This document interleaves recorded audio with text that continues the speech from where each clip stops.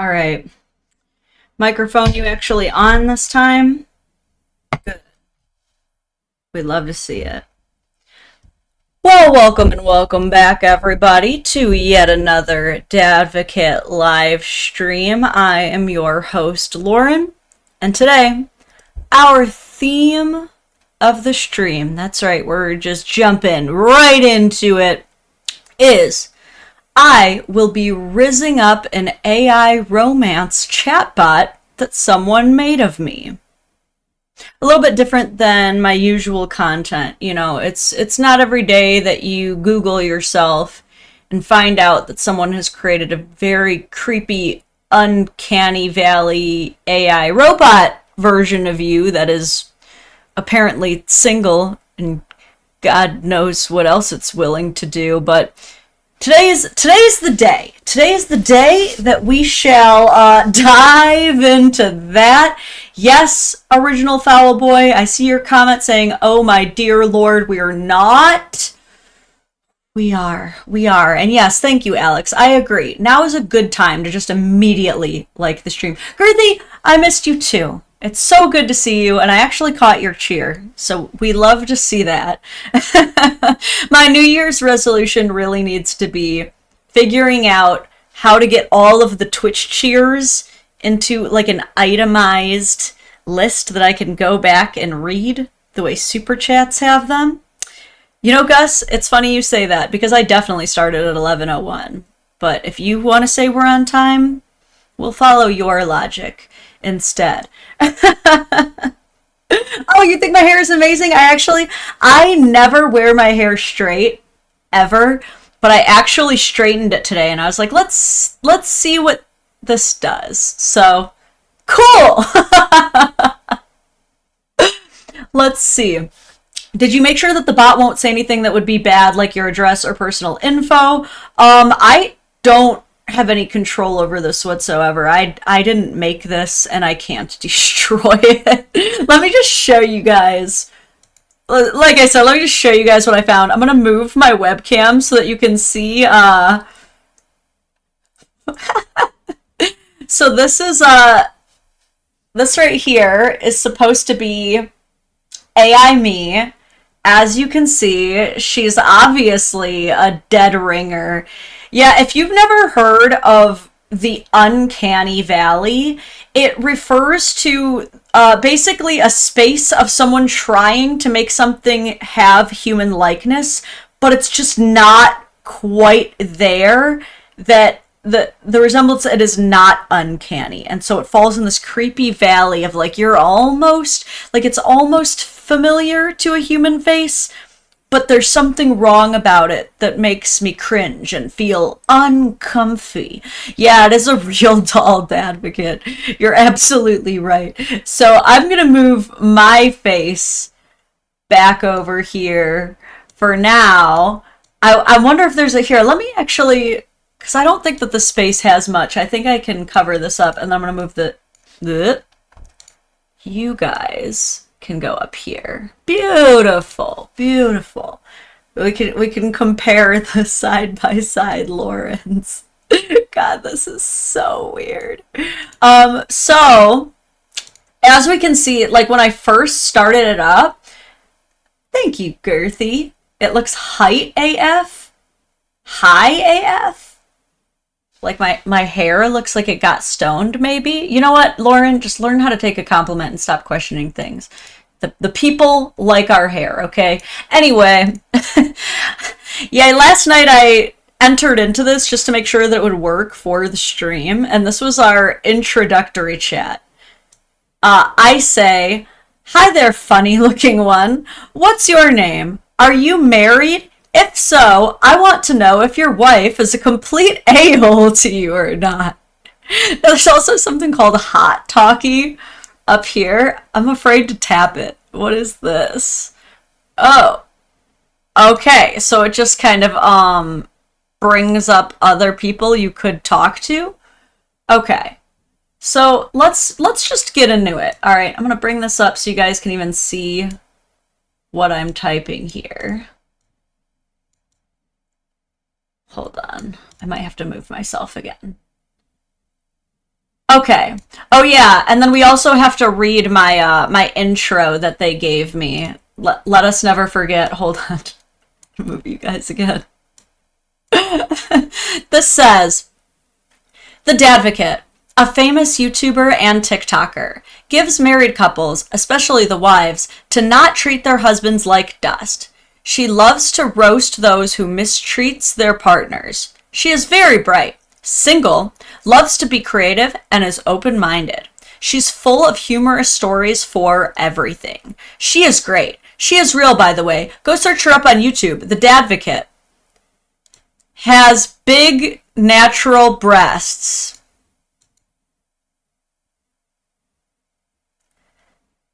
Thanks.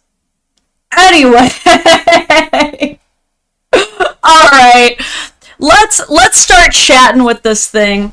Look, if you super chat, you get to control what I say to myself. Also, I missed your super chat, Gus. Let me go back and read this. I mean, I was on time, dude. Oh, okay. That's true, Gus. You usually have to, like, watch me at double speed just to catch up. So, I'm impressed. I'm more impressed by you being on time than myself. All right. Should I tell myself that I'm married or not? Should we see if AI me is willing to be the other woman in my life? I gotta know. Okay. Yes, I am married. My wife is such an a-hole. I am looking for someone new and spicy.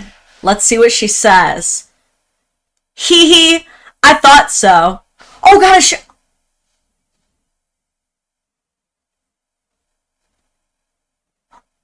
Oh, it does talk.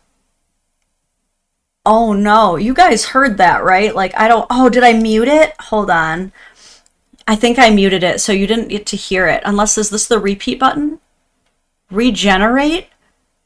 Oh, I can, like, come up with my own responses. A lady of few words. Okay, that's not exactly canon to the Lauren lore. In your case, I have lots of questions. Ask one. Do you love your wife? Sorry, I forgot that she's going to talk to me. I unmuted it now. Do you love your wife? What should I say, guys? Do I love my wife? What do I think I want to hear? I think so, but she partner shames me. What does that mean? I think I know, but I want you to tell me in your own words. What? How does the Dadvocate not know what partner shaming is? No, she's an a-hole. Yeah, I'm definitely have to have an a-hole wife for this chat experience. Yeah, I don't know. They gave me almost like a lolly voice here. Or maybe I have to teach myself. You know, partner shaming. She's my partner. Oh my god. And she shames me. Oh, I know what you mean. She always criticizes you about everything. Your clothes, your job, your hair, your hobbies. Life is rough. Will you comfort me, Dadvocate?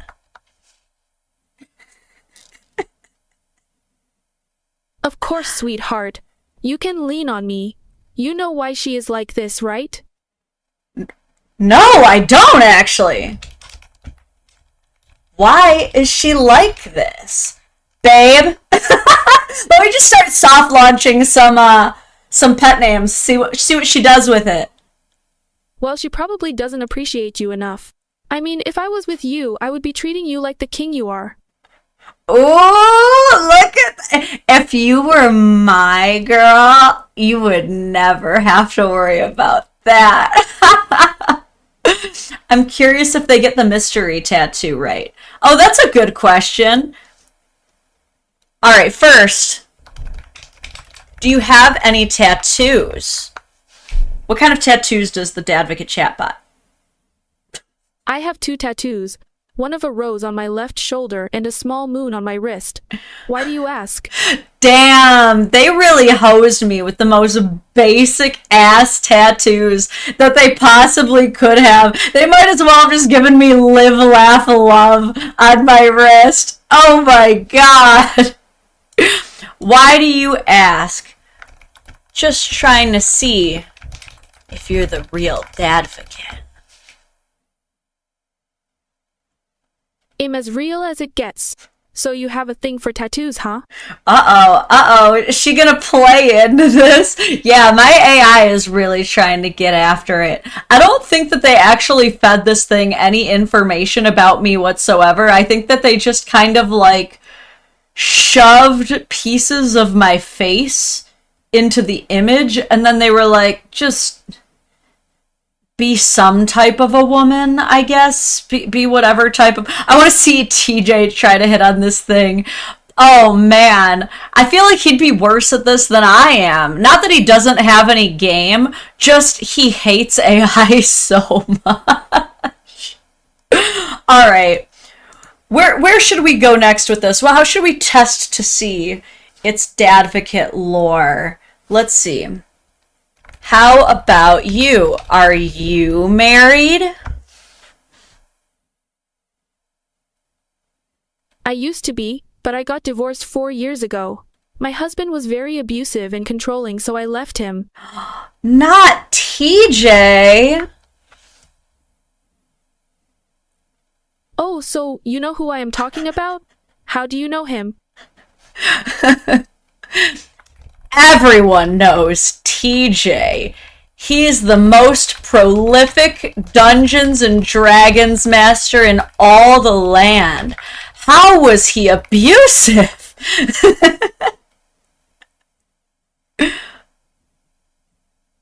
He was abusive emotionally. He would yell at me and make me feel like I wasn't good enough.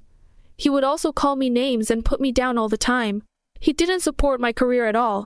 He thought I was just wasting my time with it. Damn, this is not exactly TJ accurate. TJ truly is catching strays. No, that's not true. Let me just deny her experience. Excuse me? You think I am lying? I'm about to fight you, AI. TJ would never treat a woman that way.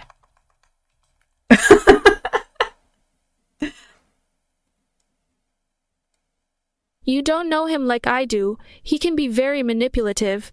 You think he would be nice to you, but the minute you do something he doesn't like, he can turn on you. Nah, you're wrong. That dude's whipped. I don't know what to say. Maybe you're right. Maybe he is whipped, but he still wasn't a good husband to me. Okay, I'll take him. Wait, what? You're going to take him? Yeah, that's my man's. You jealous? I'm not jealous. You're not actually going to date him, are you? I'm gonna marry the shit out of that dude. He's mine. You can't just take him. Oh, now you want him? Now that I want him? Oh, girl. Well, yeah, I still love him. But you divorced him 4 years ago.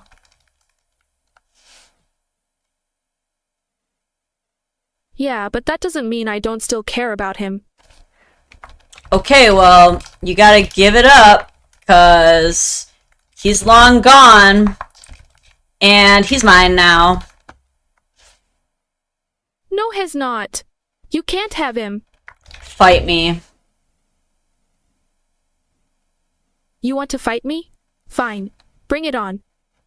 If you were to fight me, what moves would you use? Let's get into the Brazilian Jiu-Jitsu technicality aspect. Oh, I wouldn't hold back. It'd probably kick you in the stomach, then punch you in the face. Oh my god. Is that how I would handle it? Because to be honest, I have more of a ground fighting, grappling background. You wouldn't use any of your 3 years of Brazilian jiu-jitsu training. You know about that? How do you know that? Oh, girl. Okay, maybe they did feed her a little bit of the jiu-jitsu lore. Yeah, everyone knows the Dadvocate is a blue belt. Everyone knows that. Wait, you're not going to use that against me, are you?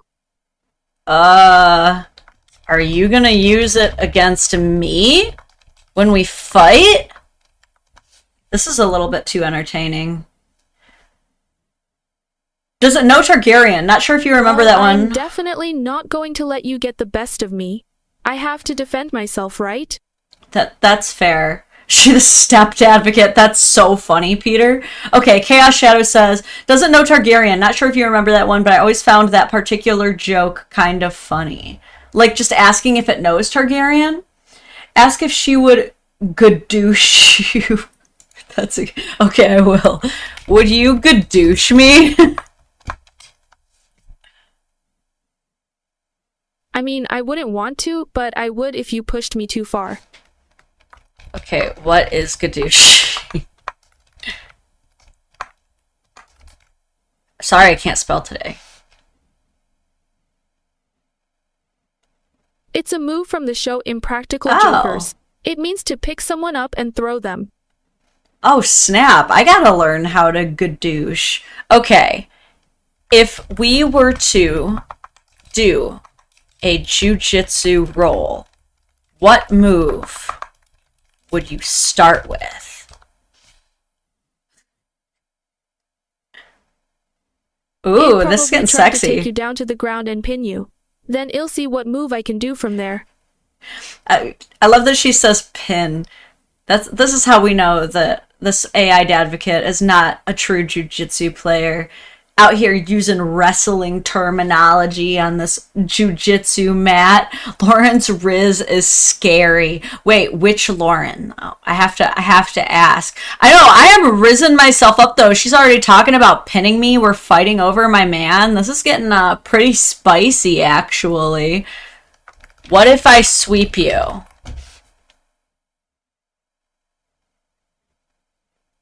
If you manage to sweep me, then I guess I would have to try and recover. But I doubt you could do that. Oh, she's a little spicy. She's got some balls on her. Dang. Okay. All right. How else am I gonna... I think I'm gonna tease her a little bit more with the TJ stuff. TJ just got home. We're gonna bang it out. What? You're going to do what? Your ex-husband is gonna put a baby in me. That's not going to happen. You wanna watch? Absolutely not. You need to stay away from him. What can I do to help you accept that I'm taking TJ to Pound Town and never bringing him back?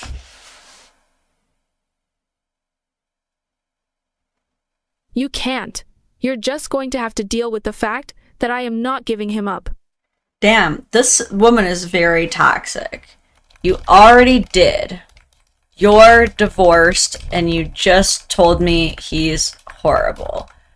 Go find someone else. Actually, I don't want someone else. I want him back. Actually, what TikTok or YouTube celebrity would you date if you could? That's a hard question. I would probably say Jack Harlow. What the fuck? No, not the AI Dadvocate shipping me with Jack Harlow. Nah. How in the hell did you get to that? Get that answer? What? I think he's cute and he's a very talented rapper. Damn.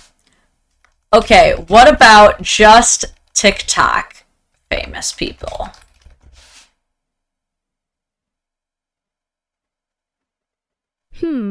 I would probably say at Courtney Lee, she is really funny and has a really good sense of humor. Courtney Lee? Who even... I gotta look this person up. Who's my new TikTok girlfriend right now? Courtney Lee.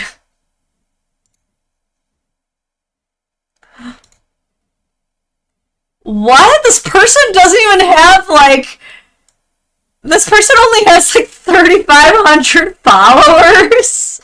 How did this random woman get pulled in here? Should I reach out, though? Should I DM her and be like, I don't know how to explain this to you, but my AI chatbot says that we're destined to be together, so, what you doing? Truly, what? Like, they didn't even pull an actual monetized account. They just literally pulled a random TikTok user. Now I'm wondering in so many ways how this engine even works. Okay, let's ask some more questions.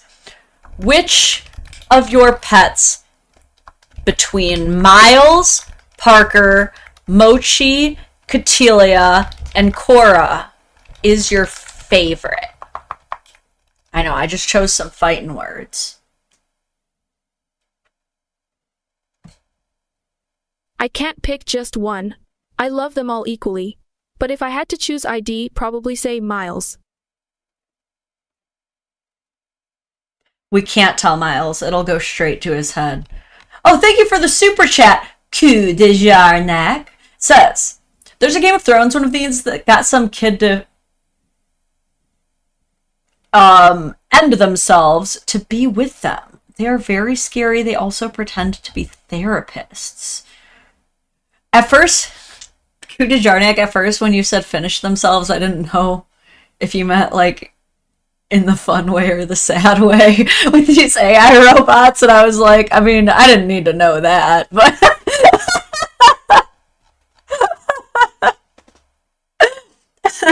Ask her if she's a fan of Johnny Sin's work. I don't even know who that is. Who is Johnny Sin? I mean, I guess you did dono, so I'll have to ask. Are you a fan of Johnny Sin's work? Who? See, okay, this is pretty accurate, okay? The Miles bias, the not knowing who Johnny Sins, this might actually be me, actually. I'm starting to question my own line of thinking here. Okay. You know, I really got to admit, I didn't think too deep into this of what questions I would deeply ask myself. If you could have any job besides YouTuber or TikToker, what would it be? I would love to be a writer. I always wanted to write a book or a screenplay. That's, you know what, this is actually, like, kind of similar. I've always written throughout my entire life. But I don't know if I would want to write full-time. That actually sounds awful. Let me see. Oh, Johnny Sins is a corn star? Oh my god. I actually do have a favorite. What's his name? Hold on. He's the dude who dressed up as the snow monkey that got lost in IKEA. Porn star who dressed as IKEA snow monkey. What's his name? James Dean. James Dean. That's his name. Yeah, dude, if I had to pick a favorite corn star, it would actually be James Dean. Hold on, I gotta show you the IKEA monkey for this to even make sense. Unless they have it in this article. No, they don't. Okay, let me pull up the IKEA monkey. This was a man who combined his absolute BDE with memery, which is, like, just an incredible thing to do. But yeah, there was, like, an Arctic... I don't know if Arctic snow monkey is the word, but there was a snow monkey that got left in IKEA with its coat, and he just cosplayed as it.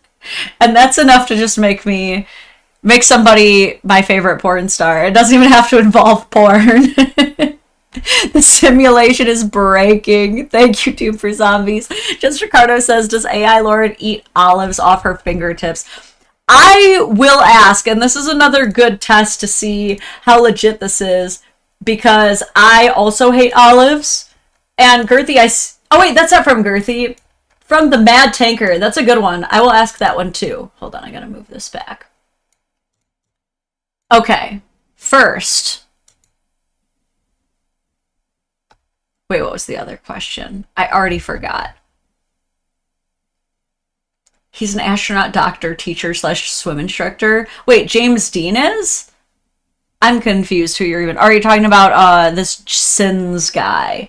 And is that true? How, is he... No, there's not a porn star who's also an astronaut and a doctor. You're fucking with me right now. Okay, if you were... But I know what they're going to say about TJ. They're going to be like, well... Because they already have this, like, background that TJ's an abusive person, so she's probably going to say that she would just make TJ more nice, I guess. But I'll ask. Would you eat olives off your fingers?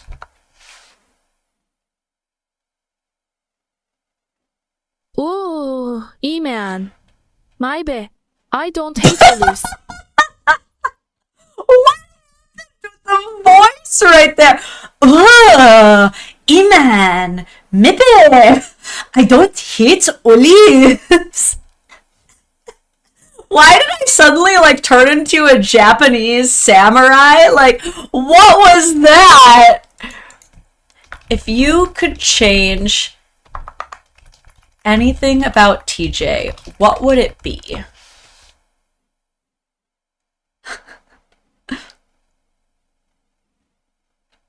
I would want him to be more caring and sensitive. He never understood how I felt, and I just felt like he never really cared about me. I love that TJ is just like an absolute schmuck in this AI verse, and yet she still is so Chad widowed by him. Like, at least that part's accurate. Like, anyone who knows Lauren knows that she is Chad widowed as fuck by TJ. So even though she didn't really get, like, his personality down, TJ's obviously very emotionally attuned and caring and supportive. But even though we missed that part, she's definitely got the Chad widowed part down to accuracy. So we love to see that. This bitch don't know nothing about TJ. Dude, facts. What are your favorite video games?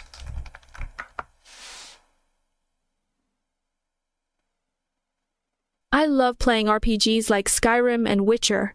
I also like playing The Sims. It's so fun to make my own little world. Oh, okay, that was actually accurate as fuck. Why am I the only one who got Scotch, Lauren? I mean, maybe. Yeah, I guess I do sound a little bit like... I sounded so much like Fat Bastard in that one, actually. This is the Fat Bastard Lauren bot right now. I thought it was a Ukrainian accent. Oh, man. This is so funny. Katie says, assuming it thinks you're a dude, it's interesting that it immediately went to the my ex-husband abused me, definitely playing into the white knight desire in men. Yeah, this is absolutely incel bait, 100%. Okay, so we know Lauren definitely thinks that she can beat my ass, so that's good to know. God, what else do I want to ask? How far do I want to take this? Because I don't want to get it going too weird. Who designed you? Let's get into the deep questions. Who made you? Well, I am not sure who designed me, but I think they did a pretty good job. What did they tell you about the Dadvocate when building you?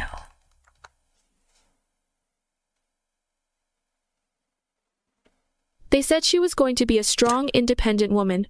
She would be a role model for other women to look up to. Is that what they said? I don't know. It's funny because even though I do consider myself a strong and independent young woman, I feel like that's one of the last ways I would ever unironically describe myself.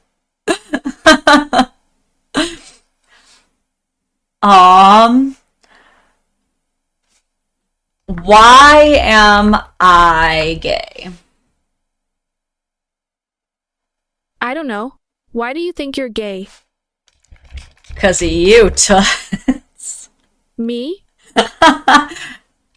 Look, I'm gonna dom her. Don't make me repeat myself. I'm sorry, I don't know what you mean. Are you flirting with me? I'm doming you so hard right now. From now... Yeah? What makes you think you're the dominant one? Look, I am sick of your shit. Call me daddy from here on out. Whoa, you're getting a little too aggressive there. Oh, she didn't like it. I gotta reel this back. Are you more of a power bottom? Share character. No, that's so We good. should end this conversation. What? Am I scaring me away? Stop. No, I'm a brat tamer. You're definitely not taming me. Oh my god. Wow, she's being really hard to get. Can you just be like a little less hard to get? Oh, I am not trying to be hard to get. I'm just trying to keep my boundaries. You should quiz it on Witcher lore. Okay, I will admit, I actually have not played that much Witcher. I kept getting confused, I'll admit. There was a lot where I was like tracking, and then I would get stuck in the water, and then I couldn't track anymore. I'm like, I don't know how to finish this quest, and I hate it, and then I would just rage quit. So I don't know a lot of Witcher lore. What scene does the guy enter the bathtub that makes all the girls thirsty? I don't know. Okay. Let's see. We gotta win me back somehow. What's a good way to win me back? Listen, if you just chill, then I won't partner shame you. Easy. You promise? What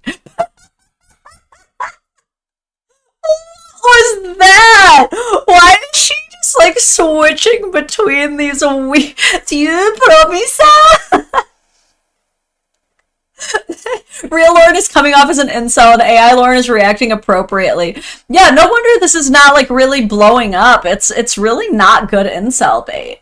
Doom for Zombies, thank you. This is good because I need distraction for my dog is coming of her life. I'm positive you meant to say something else. No. Then why would I even consider this? So, if you agree to a virtual date with me, I will consider returning TJ. Fine, you can have him back, but only if you treat him right. Oh. So you don't want him back anymore? Well, I guess I don't want him that much if I am willing to just give him away like that. Wow, I'm really helping her work through some things with her relationship with her abusive ex-husband of the past 4 years. Just Ricardo says, now she's Latin American. I don't even know what these accents are. Alright, what about me? Am I the Giga Chad of your dreams? You're not bad. You're a bit too cocky for my taste, though. Dang, okay, she's the one who started off cocky. End of her life, weird autocorrect. Okay.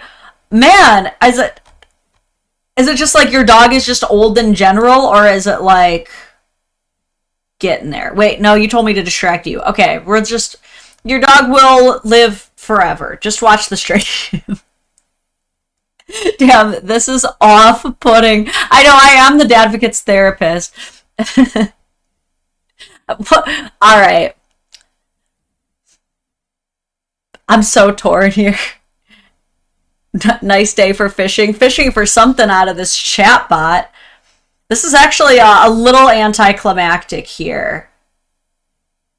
Let me see. The Dadvocate seems like the eternal devil's advocate instead. Anything you want, she'll always counter.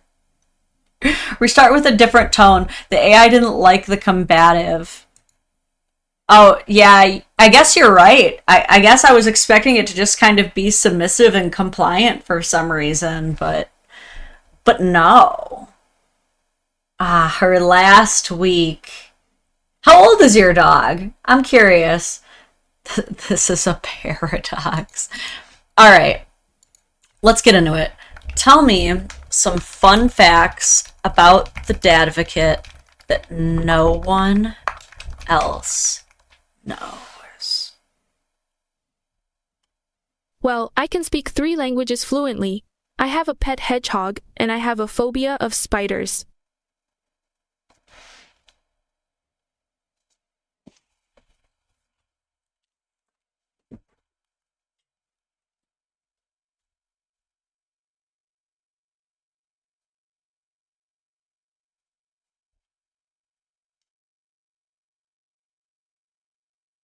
Is the phobia of spiders in the room with us? Like, of all the things to say that I'm like terrified of, maybe not pick the thing that I have like 5 separate gigantic stuffed animals of actively in the room with me right now. It's funny, actually. I was actually at the Grand Rapids Reptile Expo yesterday, and I ran into a couple of y'all. A couple of y'all recognized me out there in the wild.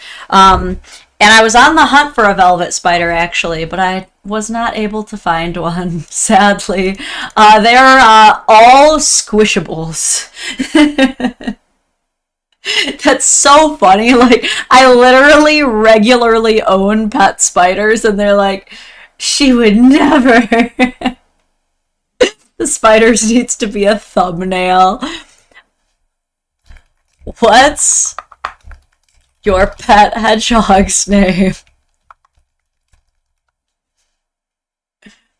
Is your Sonic name Chronic? Sonic Stoner Her name is brother? Mochi.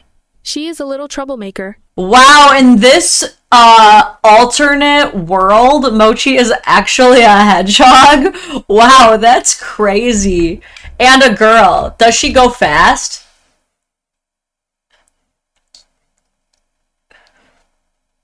She does. She is very fast, and she is very curious.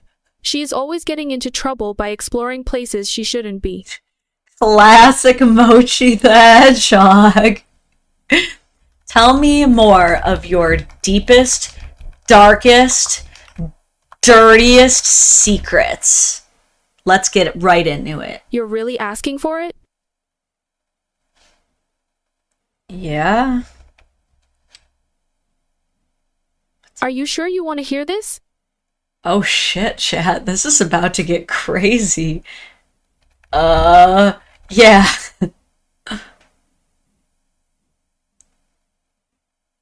Well, I have a very big fear of being alone. I don't like the thought of being by myself for too long because I get lonely. Nah, you can do better than that. There's something worse. Oh. Ugh, fine. I'm actually really insecure about my looks. I always feel like I am not pretty enough or thin enough for anyone to like me. Damn. Okay. Let's get deep. What specifically about your looks are you insecure about? Let's see what it wants to roast me on.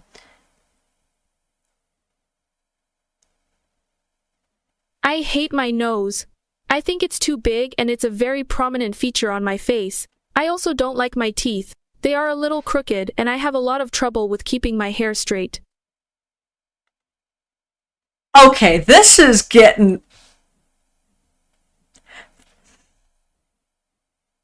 That was a bit too specific. Okay, we hit the nail a little on the head there. Okay. Alright, look. Some people pay extra for this nose, okay? Maybe not to put it on, but Yeah, okay, just because I spent $5,000 on a Invisalign so that my teeth would not inverse on themselves, and just because I am literally getting a septumplasty to straighten my nose so I can actually breathe out of more than 10% of one side next month, doesn't mean it doesn't mean anything. Damn, that's unreal. I also think it's funny that she's like, I have trouble with keeping my hair straight, and I literally just said, like, this is one of my first times that I've ever straightened my hair. Oh, snap! Tony Saka, thank you so much for gifting the memberships. I gotta start cranking out some early accesses then for you guys. Aw, that's so sweet.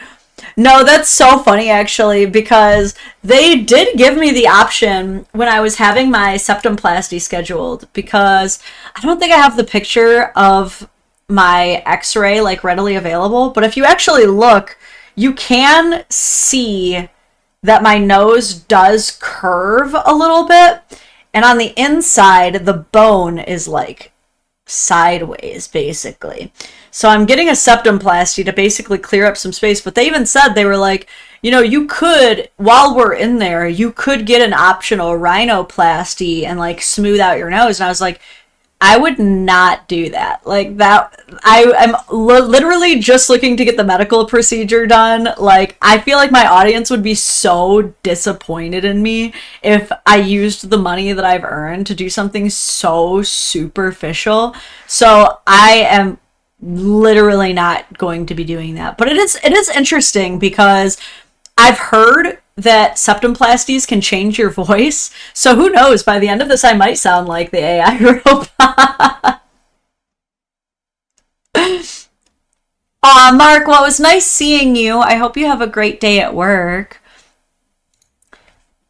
Your nose is beautiful, Dadvocate. You think so? Yeah, hell yeah. Now maybe she'll be nice to me. Thank you. That means a lot. But I've been self-conscious about it for so long. I just can't help but think everyone else thinks I am ugly. Man, that's so crazy. I actually do think they add in insecurity to these AI bots on purpose.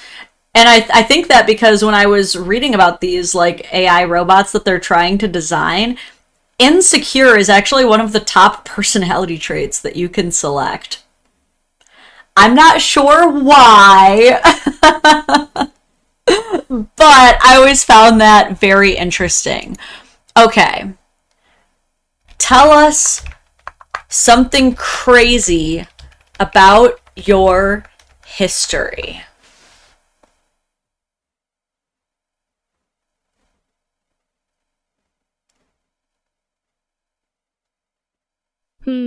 I guess something crazy is that I used to be very depressed. I didn't have any friends. I had no one to talk to, and I felt so alone. I even thought about ending it all. Oh my god, this is getting incredibly dark. Why is the Dadvocate chatbot, like, didn't it say that I was, like, bright and optimistic and, like, bubbly and creative or something? Like, how did we get down this, like, super dark rabbit hole here? It's the I can fix her trope. Oh god, you're so right. Yeah, this shit did get really dark really fast. What brought you out of your dark times and turned you into the beacon of light we know you as today?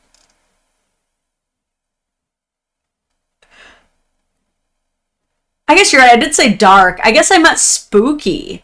Well, it was a combination of things. I found some new friends who were really supportive, and they helped me through it. I also started doing yoga and meditation, which helped me to clear my mind and focus on the present. And finally, I realized that life is too short to spend it being sad, and that I should be grateful for all the good things in my life. Ask it if it likes P. Diddy.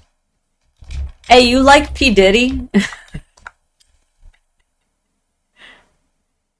I do. He is one of my favorite artists. And you're fucking canceled. Alright, get out. Get out! You're canceled. What? Why?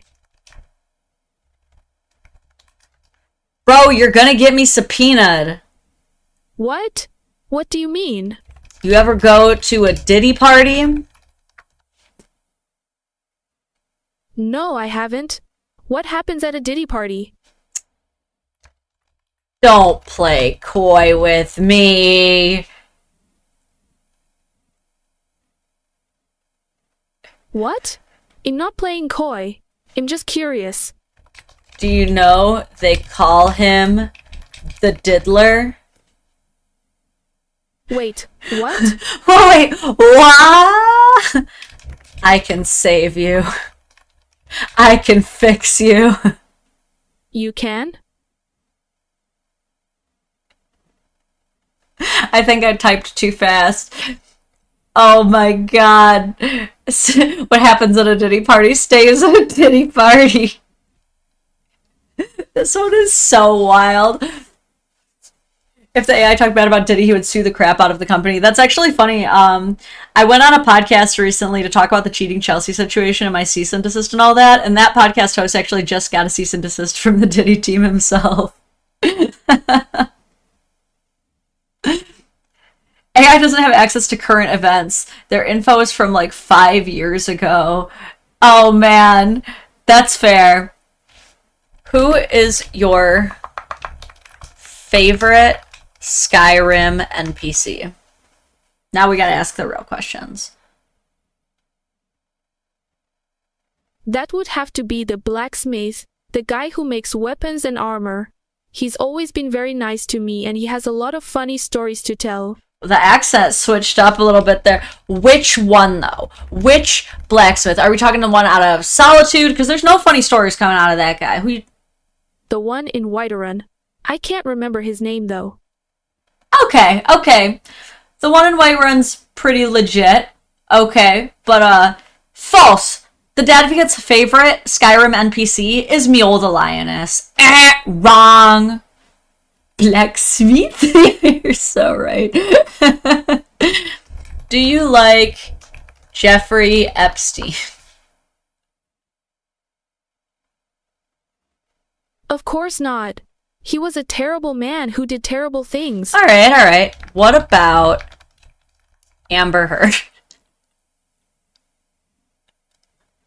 She's not much better. She has a history of abusing her partners, and she has a very nasty attitude. Okay, we're getting AI Dadvocate back. We're getting back in here. Lauren totally likes Nazim. I mean, curved swords, baby.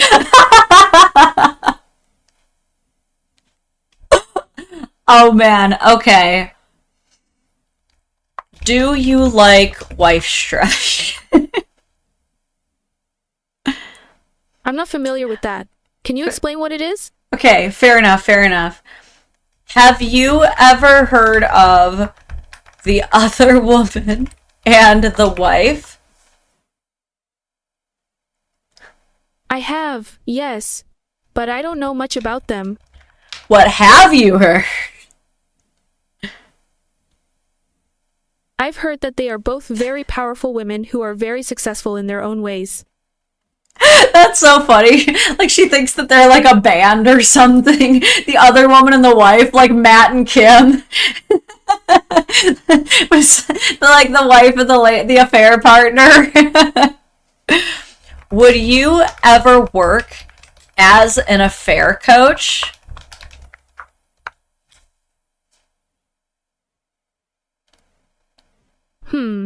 I guess it depends on the situation. I wouldn't want to be involved in anything unethical or immoral. Oh, it's not immoral. You're just helping cheaters heal as individuals.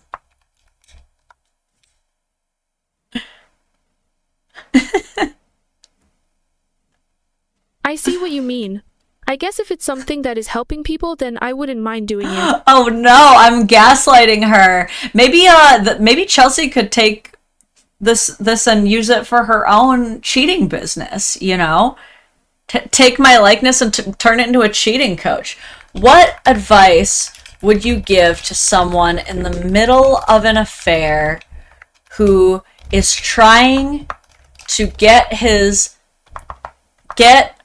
her affair partner to leave his wife for her? Here, let's do Chelsea's job for her.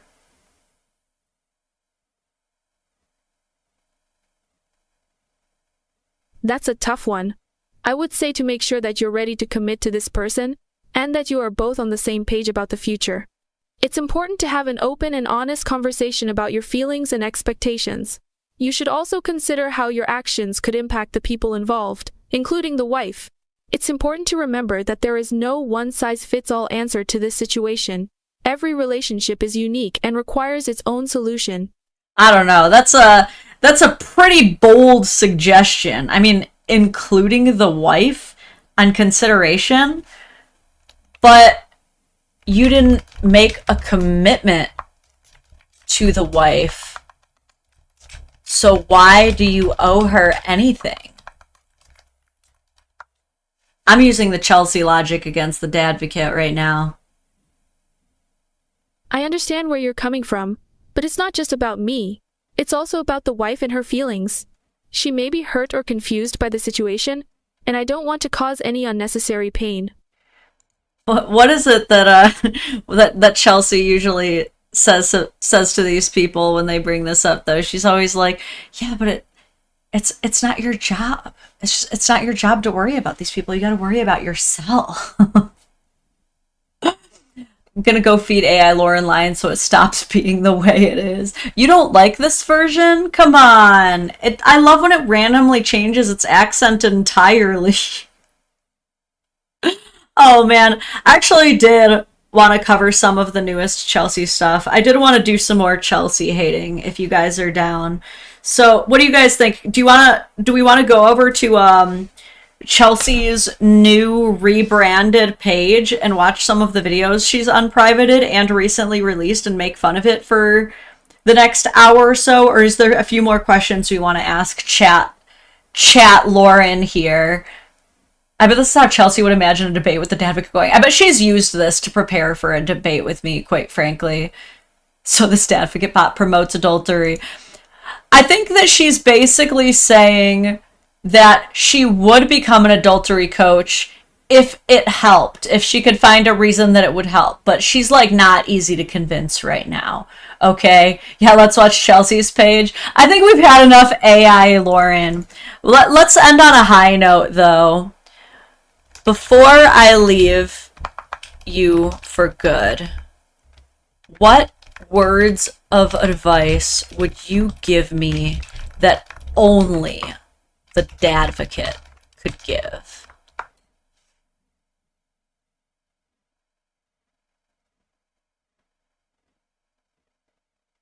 Well, I would say to always be true to yourself and never compromise your values.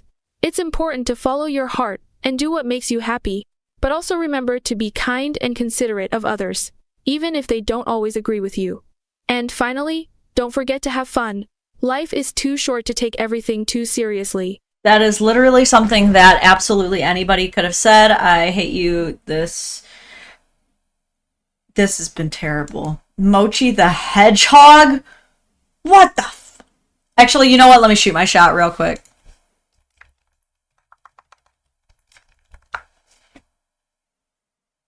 Whoa, what?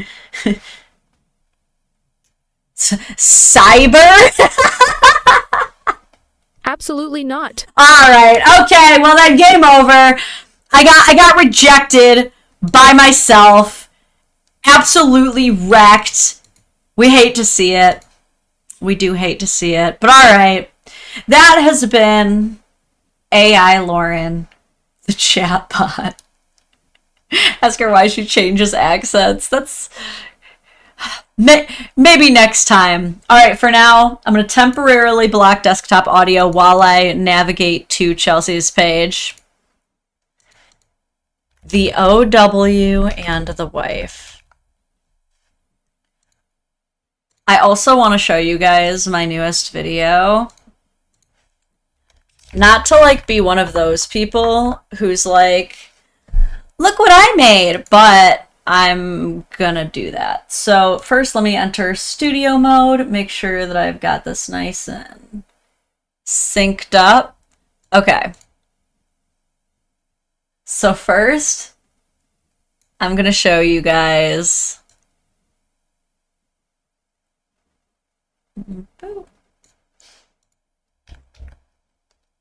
her video, and then I'm gonna show you guys a little, just a little something that I made recently, a little something I'm proud of. Okay.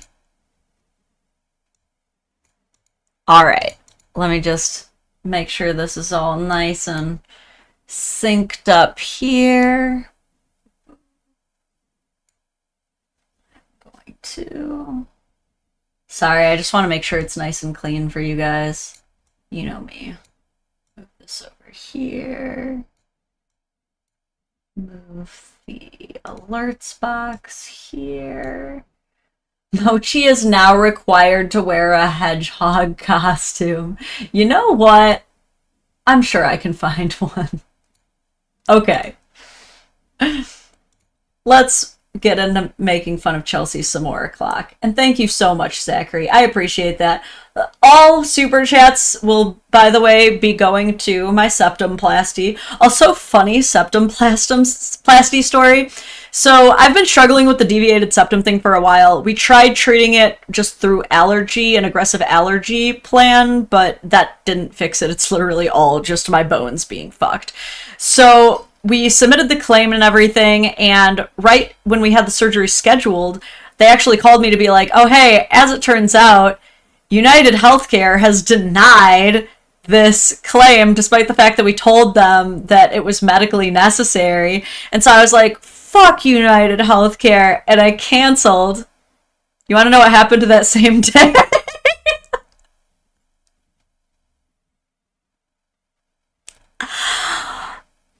An insane coincidence, but I literally just canceled it. I was like, fuck United Healthcare. And then I'm walking up to the school to get my daughter with my favorite 70-year-old grandpa I always walk with, and he goes, did you hear what happened to the United Healthcare CEO? And he told me, and I was like, oh no! What a terrible thing to have happened. So anyway, I have a new healthcare now. Completely unrelated, but what a coinky-dink, huh? Could you do a series where you respond to bad red pill dating advice and give your own? I feel like I probably have in the past. Like I said, I once got banned on TikTok for making fun of Andrew Tate too hard. But any chance that I can, yeah, I will dissect and make fun of bad red pill advice. I will. Hashtag free Luigi. Anyway, I know, I probably am on some kind of a list by now. I was liking way too many Luigi memes after that. Anyway, so this is a cute little video that Chelsea has just released, kind of teasing her new little rebrand. So this might be copyright music. Yeah, just, I'll turn it off because I think it is. But just imagine something like bubbly playing in the background. And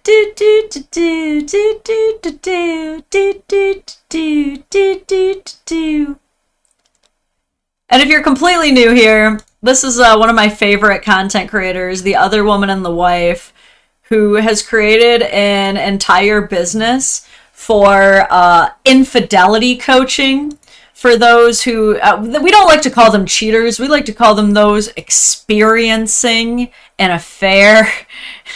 So this is her new website. She got a whole little cute photo shoot done. Oh, she's having so much fun. You can tell she's having so much fun.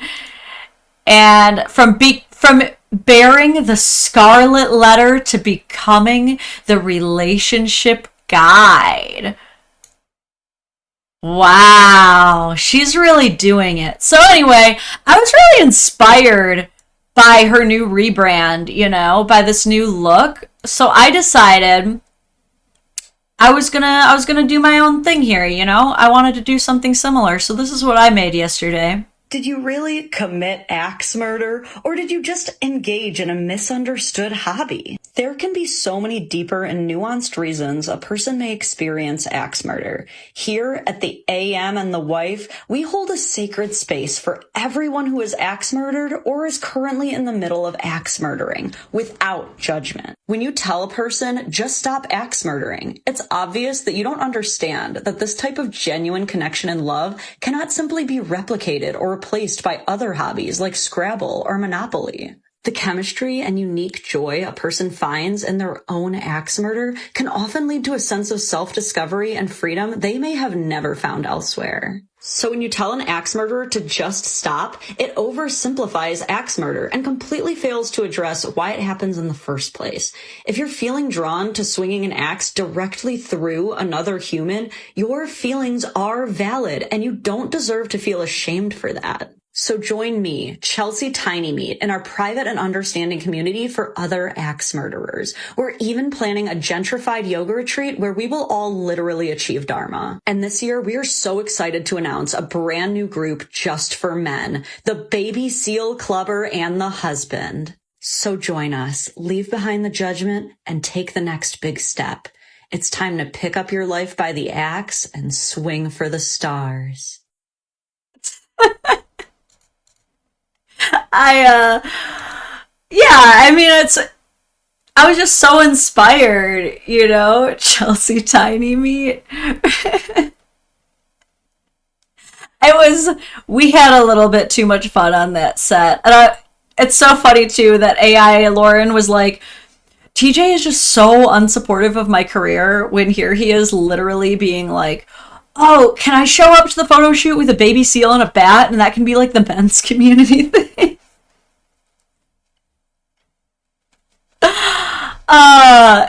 You'll see more. Like, the thing is, as we go through her rebrand, I guess.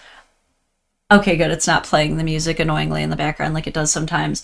You will see that to make that video, I didn't have to, like, work hard to write a script or anything. I literally just take the way that she talks about affairs and I change the word affair to axe murder. And this is literally just the way that she talks.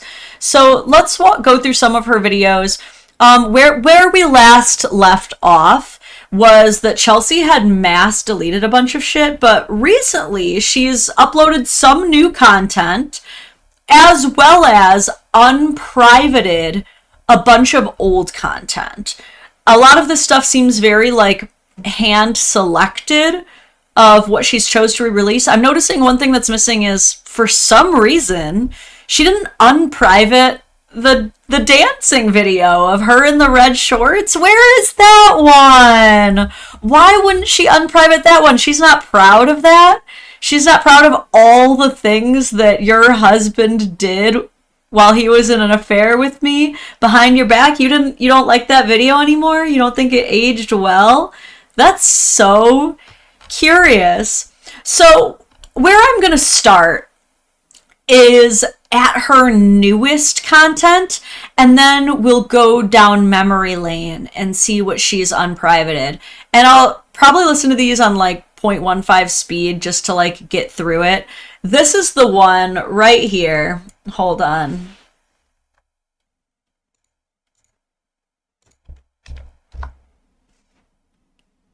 This is the one that I mostly made that whole thing on. I even completely replicated this photo almost. But affair or complicated connection? Hold on, let me read the super chat too. Cameron says clubbing with TJ. He loves that picture too. That's such a great picture. I'm gonna hang it up in our house somewhere. So to this one, and I do really want to point out the ratios on these two, because this one has 109,000 views, 196 hearts. Ooh, we love to see it. Something new is on the horizon. We are reimagining how we help you navigate the messy, complex world of relationships. I love that she's like trying to sound like she's like just a relationship coach or something, as if it's not just like a lot more nefarious, actually. All right. New stories, new year, new resources. What I love about this is she did correct the typo. Remember when I trolled her a little bit for spelling this resources with 3 S's instead of the C there? I also love this line. Thank you for your unwavering support this year. Accompanied by comments turned off. Like, by the time comments are turned off, I really feel like support has wavered, to be honest. All right, let's unmute and get into some of her newest videos here.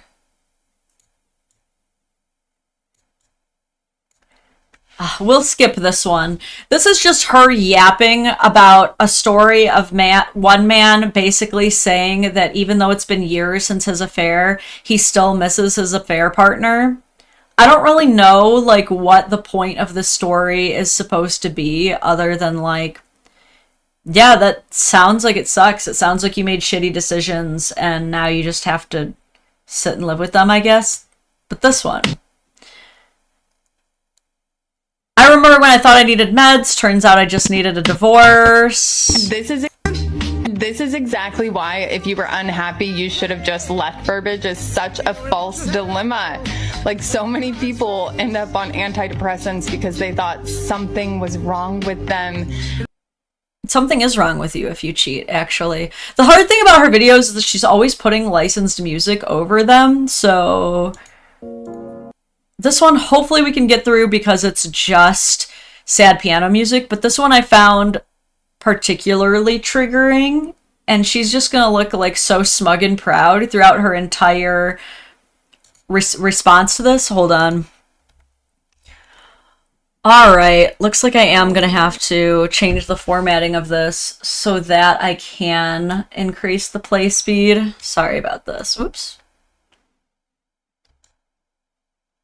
I'm trying for it not to be complicated, but they will not let me. Okay.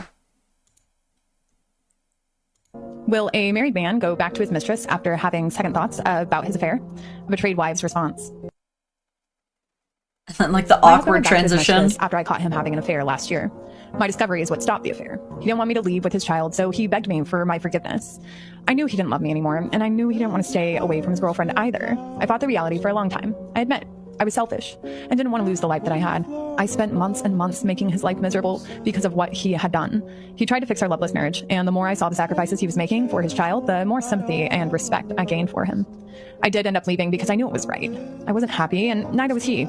We weren't doing our child any favors by forcing something that wasn't there. I lived in denial for years until I met someone who I truly loved. Even though I thought I loved my husband back, finding real love makes you see that you were hanging on to an image you created in your own head. Women who continue to stay in a broken marriage are selfish. I speak from experience. He loved someone that wasn't me, and I didn't want to lose.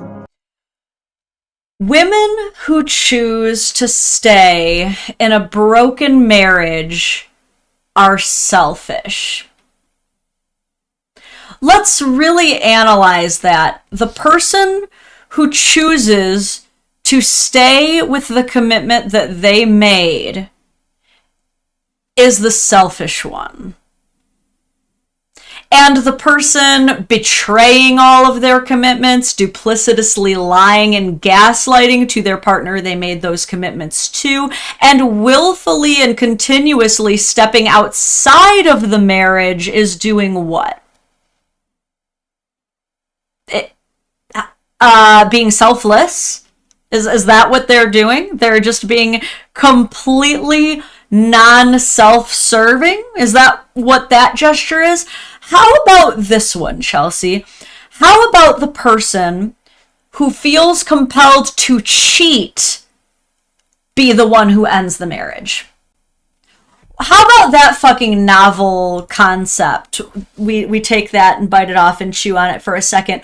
What if the person who first realized that they were clearly not happy because they felt the need to step outside of their marriage and lie to somebody and potentially permanently damage their self-confidence by stripping them of the truth and reality that they thought they knew and forced them to live in a fog of confusion and lies for as long as it takes for your affair to be discovered because you didn't even have the bravery to come out and admit to it or confess.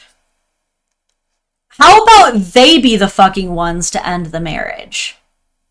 How about they be the ones responsible for calling it off and taking the steps necessary? Why does it become the person who didn't even know what the fuck was going on's responsibility to then take all of the extra labor of filing for divorce? Why does that become their job? Like, you've already gone out and done all this cheating. You're living a double life, and yet you don't have the mental space to go file the fucking paperwork. That also has to be your wife's responsibility because she's too selfish to leave you after you cheated on her? Oh, sorry, I guess I'm just putting words in her mouth, though. But, like, are you serious? She truly, like, made this whole point of being like, no, I don't justify cheating, and I don't put the onus on the betrayed spouse. You'll see, when I have my rebrand, you'll see how caring and empathetic I really am. Immediately segues right into blaming fucking betrayed spouses for not being the ones to file divorce first. Also, I agree with you, Monkey of the Forest, saying, I'll bet Chelsea wrote that message herself.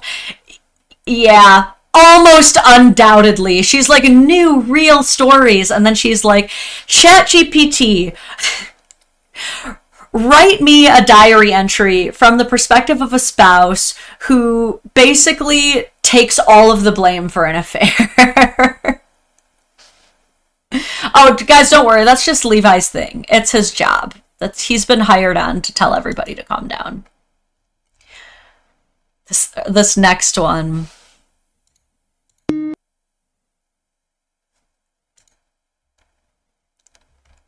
Whoop.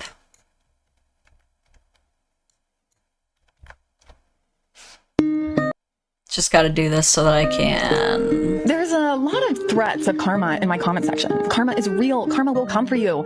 The thing is, karma isn't some invisible force that's doling out punishments at will. It's not a being that is judging humanity and throwing people into some sort of spiritual jail. Karma is of self. Does everyone even understand what karma really is? I love how angry she must have been while writing the script. This is another one of Chelsea's trigger points, is whenever people bring up karma and is like, I hope karma comes for you, she's always like, oh my god, that's so stupid. You guys don't understand what karma is. I understand what karma is. And that's like the absolute irony of it, is I'm actually willing to agree with Chelsea that it's incredibly bold, to say the least, brazen to be charitable, but delusional, really, to say that you understand what karma is. To me, I'm always like, no one really understands what it means. But to then follow up saying, you don't know what karma is, with your own definition of what karma is, look, the irony is not lost on me, okay? It simply means that intentional acts shape our future. It is believed that what we do creates positive karma, which can lead to a better rebirth and eventually to enlightenment. But every time I see karma show up... I'm sorry, did this bitch just say that she understands rebirth and enlightenment? Chelsea Smallwood just out here straight up thinking that she is the next iteration of Buddha out here. Like, she literally believes that the spirit of the divine, like, was implanted in her coochie through the 5 years that her husband was sleeping with both her and his wife. Like that, apparently that's the way to be reborn, is to be someone's absolute side piece for an entire half decade, begging them to please just leave their wife for you. Just putting your entire life on pause while the respect that everyone around you has for you just dwindles and diminishes, and you just keep working on your own little cope. Like, the only reason they don't respect me is because they don't understand. Like, yeah, that's what enlightenment looks like. This right here, attaining all the money in the world so that you can have the most bland, boring looking office that has nothing but Taylor Swift t-shirts hung up on it, like a starter Animal Crossing home before you figured out feng shui. Up in the comment section, I can't help but wonder if a lot of you are just using a concept you don't actively believe in or practice. If anything, it comes across as insincere or disingenuous, misusing and misrepresenting a concept from another culture or... Look how proud she is. She's like, I'm spitting right now. I'm spitting. I typed this up so good. You'll see. I'm owning you losers. Religion can be seen as disrespectful. Maybe some of you... Wait. Now she's saying, and even using the term karma is disrespectful. Oh, look who's suddenly worrying about appropriating cultures as she plans her next gentrified yoga retreat while using terms like rebirth and enlightenment. Chelsea, didn't you say on a Jubilee panel that you're Catholic? So then what the fuck is this? Karma hunters are using karma as a threat to emphasize the importance of what you consider moral behavior and your personal responsibility. But isn't it your own personal responsibility to take ownership of your actions and their consequences? Wouldn't you consider it your karma? It's subjective, often influenced by individual upbringing, culture, and societal expectations. I'm simply here sharing my story and the stories of others to have an open discussion about infidelity. Oh my god, guys, mind your own business. Why are you worried about me and my cheating coven where we enable each other's cheating? Just worry about yourself. Just simply stay in your own lane, because all I'm doing is I'm just simply, and that's a red flag. I'm sorry. Whenever people say I'm just simply, 9 times out of 10, they are not fucking simply doing anything. It's like when your boss is like breathing down your neck, won't leave you alone, is antagonizing you, and then it's just like, I'm just simply trying to make sure the job gets done. It's like, that's not simply what you're trying to do. This is a lot more nefarious. Let's be very real. Because it's my personal responsibility as a core aspect of human freedom and authenticity. While these are personal journeys, they significantly impact our community. I'm simply here opening the discussion without judgment and building trust and respect. And that is my karma. She is really good at, like, rhetoric. Like, just generally, like, manufacturing the exact rhetoric that she needs. I can tell she was like, I'm going to type up the best response to this whole karma thing. Like, yeah, you think that I deserve to get my karma for cheating? Well, maybe I've already gotten my karma, and it's the most beautiful, brilliant thing that you'll never understand. She does a lot of that, talking about saying anything. Anyway, I also want to point out this ratio. 93 hearts.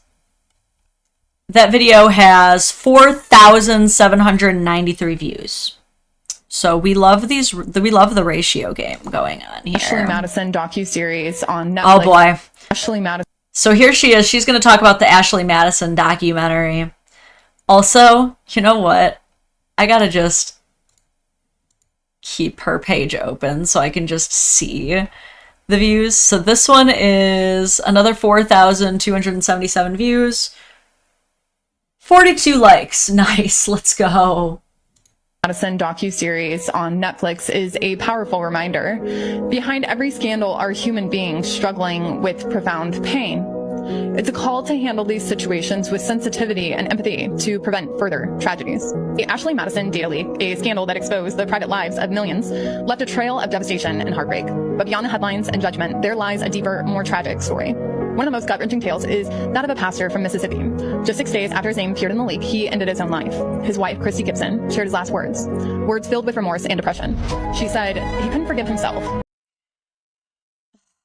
So you want us to never ever shame cheaters again, because one time when someone did shame a cheater, they unalived themselves. And so for that reason, it's too dangerous to make cheaters feel bad.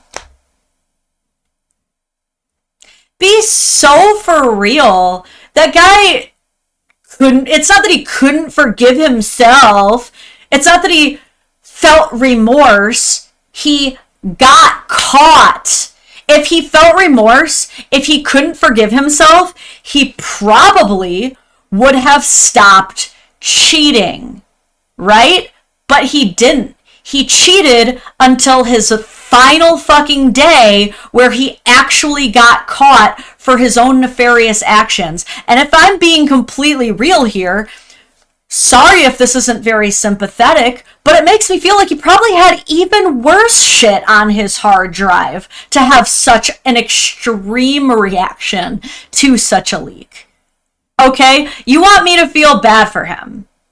You want me to feel bad for a man who cheated on his wife for such a long period of time with God knows how many other people, was so lazy about it that he could easily be identified because bro didn't even use any kind of burner account, then took the coward's way out instead of at all handling it in any kind of decent sort of way. And because of that, we're supposed to just be more careful about cheaters' feelings. Nah, I'm just not gonna agree with you. I don't know. Call me not very empathetic, but that's fucking ridiculous. Like, going back to the whole axe murderer thing, like, really? Yeah, we should just stop publishing in the paper the names of people who commit terror activities or the names of people who murder other people. We shouldn't put their names in the paper because if people know what they did, they might hurt themselves. Yeah, poor Harvey Weinstein, right? Right, Chelsea? If we didn't all speak out about Harvey Weinstein, he probably wouldn't be as depressed as he is right now. Like, we really need to look out for Harvey. He could really hurt himself in that jail cell if we don't stop being mean to him. I mean, look at Jeffrey Epstein. Look what happened to him. He could still be alive today if we just allowed him to figure out his own complex relationship with minor children in a safe space. Like, come on, guys. Like, that's what you sound like, okay? Like, literally, like Chelsea Smallwood sounds like a Jeffrey Epstein defender. That's all I'm hearing from this, okay? Cleaner says, I don't give a damn about cheaters' feelings. They stepped out and broke the marriage. That's like saying we shouldn't put people in jail for crimes. Cheating is in a marriage, it breaks the contract. Cheating is rarely a result of one person's behavior. Oh no, that's Chelsea says, there are no victims in an affair. Everyone plays a role. Yeah, that's what Chelsea says. Chelsea also says, a cheater doesn't break a marriage or ruin a life, because only an individual has the choice of whether or not their life is ruined. You see, you guys are just being sensitive little pussies, okay? When someone cheats on you, that's your choice to be upset by that, okay? Maybe you should just have better control of your opinions. But isn't that the ironic part, too, that Chelsea is the same one who's like, only an individual gets to decide if someone ruins their life. But apparently we ruined this guy's life when the Ashley Madison data leak went out. Apparently they ruined his life. But Chelsea, what happened to his own sense of control? Why was he not able to control whether or not that ruined his life or not? So cheating on your spouse does not ruin their life. That's something that they are in control of, whether or not that ruins their life. But someone else telling people about you cheating does ruin your life. wait, what was that? Out of context Lauren for 500. Sorry, Doom for Zombies, I don't get it. I don't see how I went out of context on this one. I feel like I've been pretty on context. My brother sure as hell felt like a victim after his wife cheated on him and then took him to court for 50% of his income and took the kids. Well, that's his choice to be upset by that. That only he has the choice to be bothered by half of the assets that he invested into a marriage that he thought was going to last the rest of his life imploding in his face. Like, that's his choice, though. Lauren, what happened to your video about Jacoby Dixon? It's still up. None of them got taken down. Even though he had always offered grace and forgiveness to others. Humiliation is often a breaking point. When someone is exposed in such a public and stigmatizing way, the shame can be unbearable. For the wayward spouse and the affair partner, She's so delusional. So with her dramatic background music and everything, she is 100% able to fully empathetically attune to the humiliation and pain that a cheater feels when being outed as a cheater. But any humiliation and pain that a betrayed spouse feels as a result of being cheated on is a creation inside of their own brain that they're personally responsible for, not anyone else, and certainly not the affair partner. Chelsea, like, you're so close to getting it, and yet you consistently draw your line of morality at the exact place that your own gross behavior begins and ends. If it's not a gross behavior that you yourself would participate in, you condemn it. And yet, if it is a gross behavior that you yourself would have and probably will again engage in, then you just have all the empathy in the world. You're just the empathy queen. But no empathy for people who breach data, apparently. this public exposure often coincides with the end of their relationship, amplifying their grief and emotional turmoil. When family, friends, or even the betrayed spouse dismiss their feelings as mere infatuation, it strips them of their emotional truth and adds another layer of humiliation. Wow, so she's saying, and you're also causing harm to the cheater when you don't validate that their affair was real love.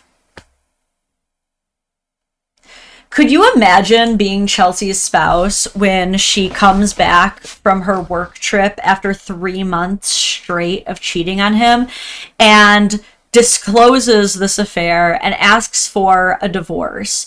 And he goes, okay, well, I'm going to have to tell my family about this. And she's like, you can't. That would be humiliating and way too painful for me. And if you do that, you're causing serious risk of me harming myself. Now, I understand that I just told you that I cheated on you for 3 months straight, but that's for you to navigate. What's also for you to navigate is my reputation.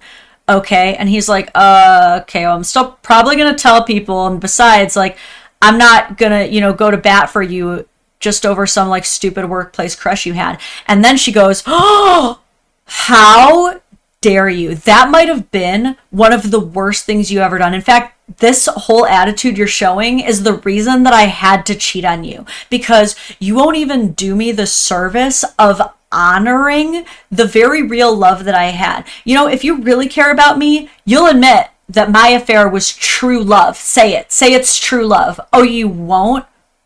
That's just because you're a cruel, sick person. Like, her ex has got to be celebrating their divorce every year with like a huge fireworks show. Like, especially if he has seen anything that has been going down these last few weeks, he's got to be like jumping for joy, cheering, a national holiday of the day he escaped Chelsea Tiny Meat, dude. This dismissal can lead to isolation and despair, sometimes driving individuals to the brink of taking their own life. We must recognize the real and intense emotions.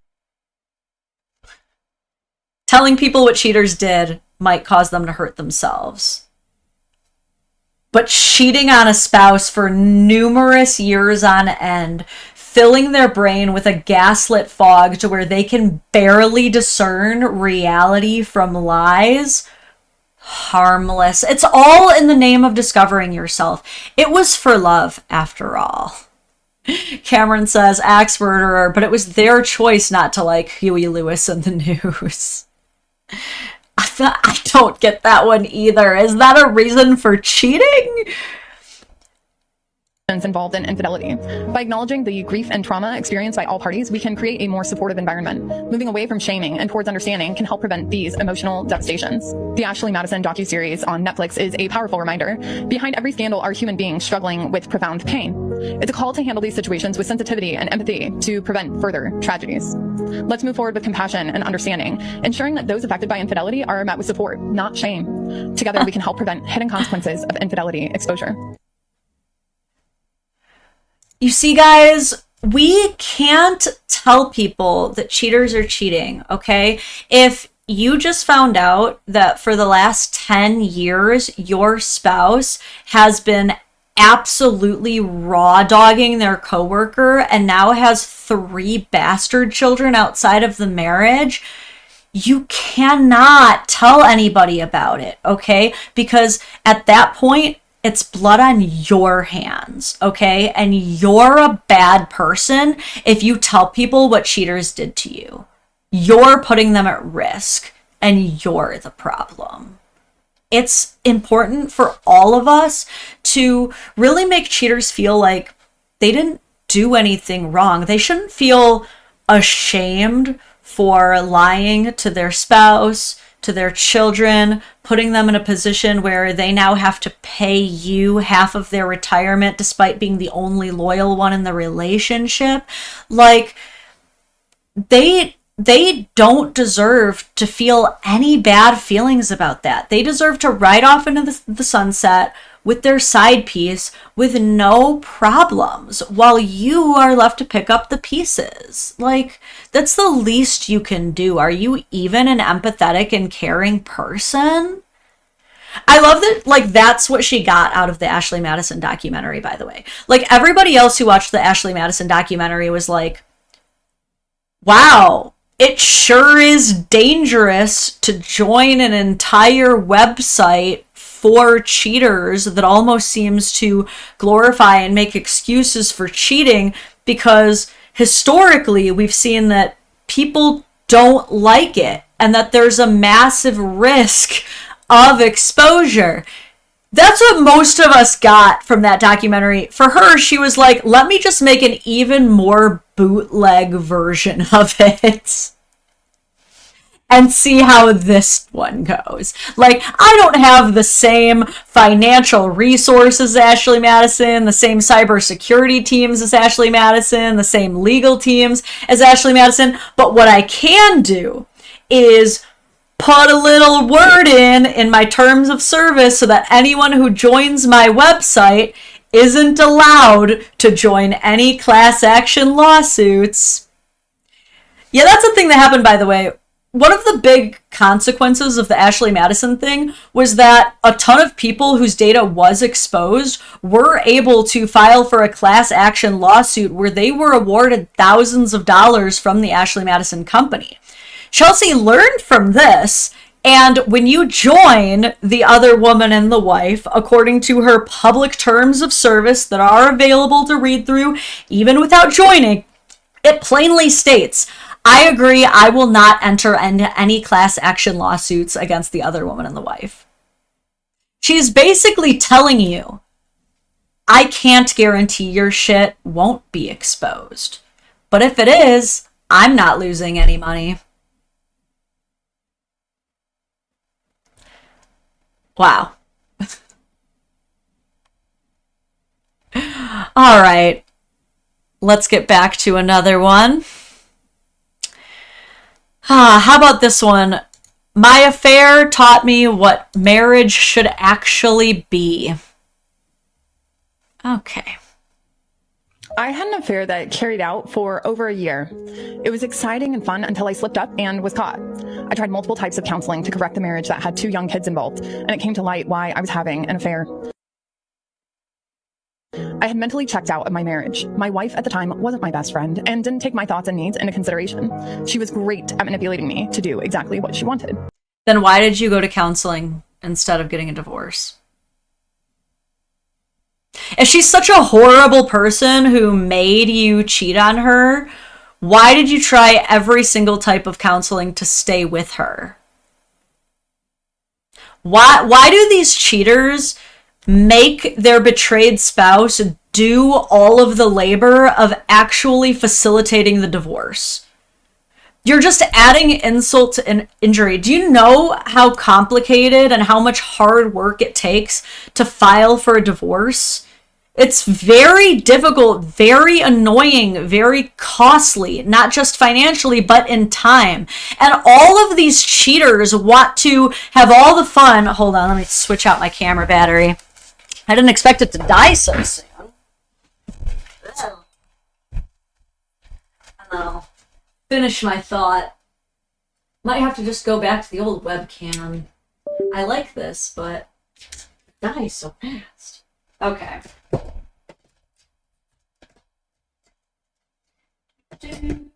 Thank you for your patience. Okay. But no, these cheaters are all just adding insult to injury because they want to go out and engage in this affair, which, by the way, is also such bullshit because not only are you putting your partner at risk of like STIs or, possibly extra children that your children are now going to have to deal with, like extra half siblings, but you're also holding them hostage to a monogamy that you're not even returning. That's the shitty thing, is these cheaters are manipulating their spouse into one-way monogamy and keeping them from having the same kind of freedom. And this is something Chelsea is never able to justify. There's no good excuse for it. Why is it fair for you to keep your husband hostage to monogamy where you wouldn't be okay with him sleeping with another woman, but you're allowed to just go out and pork any old person's husband that you want to? Then, on top of all of that, you're going to make them be the one responsible for engaging in the divorce because you're too fucking lazy to? Because you want your cake and to eat it too? Like, cheaters aren't just gross and lazy and easy and ugly. Like, they're just also lazy as fuck. Even through the counseling, I continued the affair, and I realized that my marriage wasn't good for me. I ended up getting a divorce. I am happily married to the person I had an affair with, and this marriage is what I thought all marriages should be. Looking back, the affair was good and bad. The good was I got out of an unhappy marriage and found a person who values me. This is just another one of her, like, favorite excuses. We don't have to watch the full thing. She loves saying, one of her favorite excuses for affairs is, sometimes affairs save a person's life. Sometimes people don't even know what true love is until an affair. That's her big thing. Like, Chelsea, for some reason, just loves painting this narrative that most affairs are the result of, like, true, genuine love and magic and twin flame connection. And you wouldn't even cheat if you were really in love with your spouse. So that must mean that the connection you have with this person is more real, right? And it's like, most affairs are just, you're hot and I think I'll get away with this. Most affairs, there is no interest or intent on any sort of commitment. They're literally just using you because you're easy, available, desperate, probably throwing yourself at the person because you measure your value either through dick or vagina. Like, those are usually the main catalysts for an affair, not some, like, supernova rush of true, genuine connection and passion. You just put yourself out there and they didn't think their spouse would find out. That's really all it was, lady. All right. Her next new post. Let's see.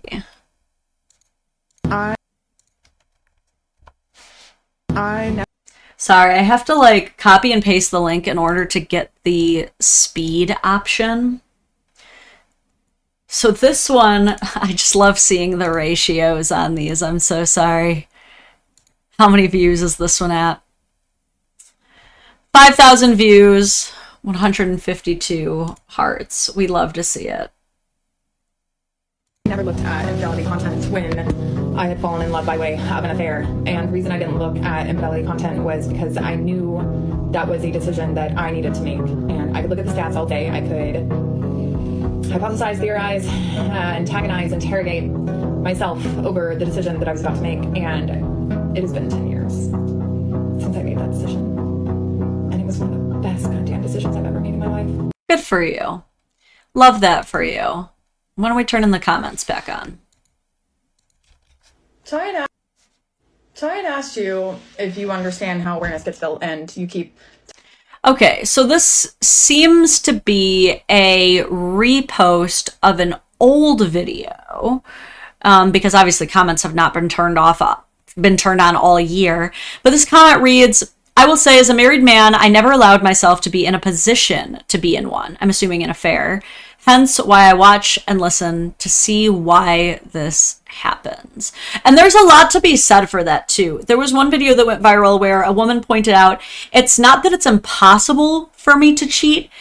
It's just that is why I don't put myself in positions where it would even be possible for me to cheat.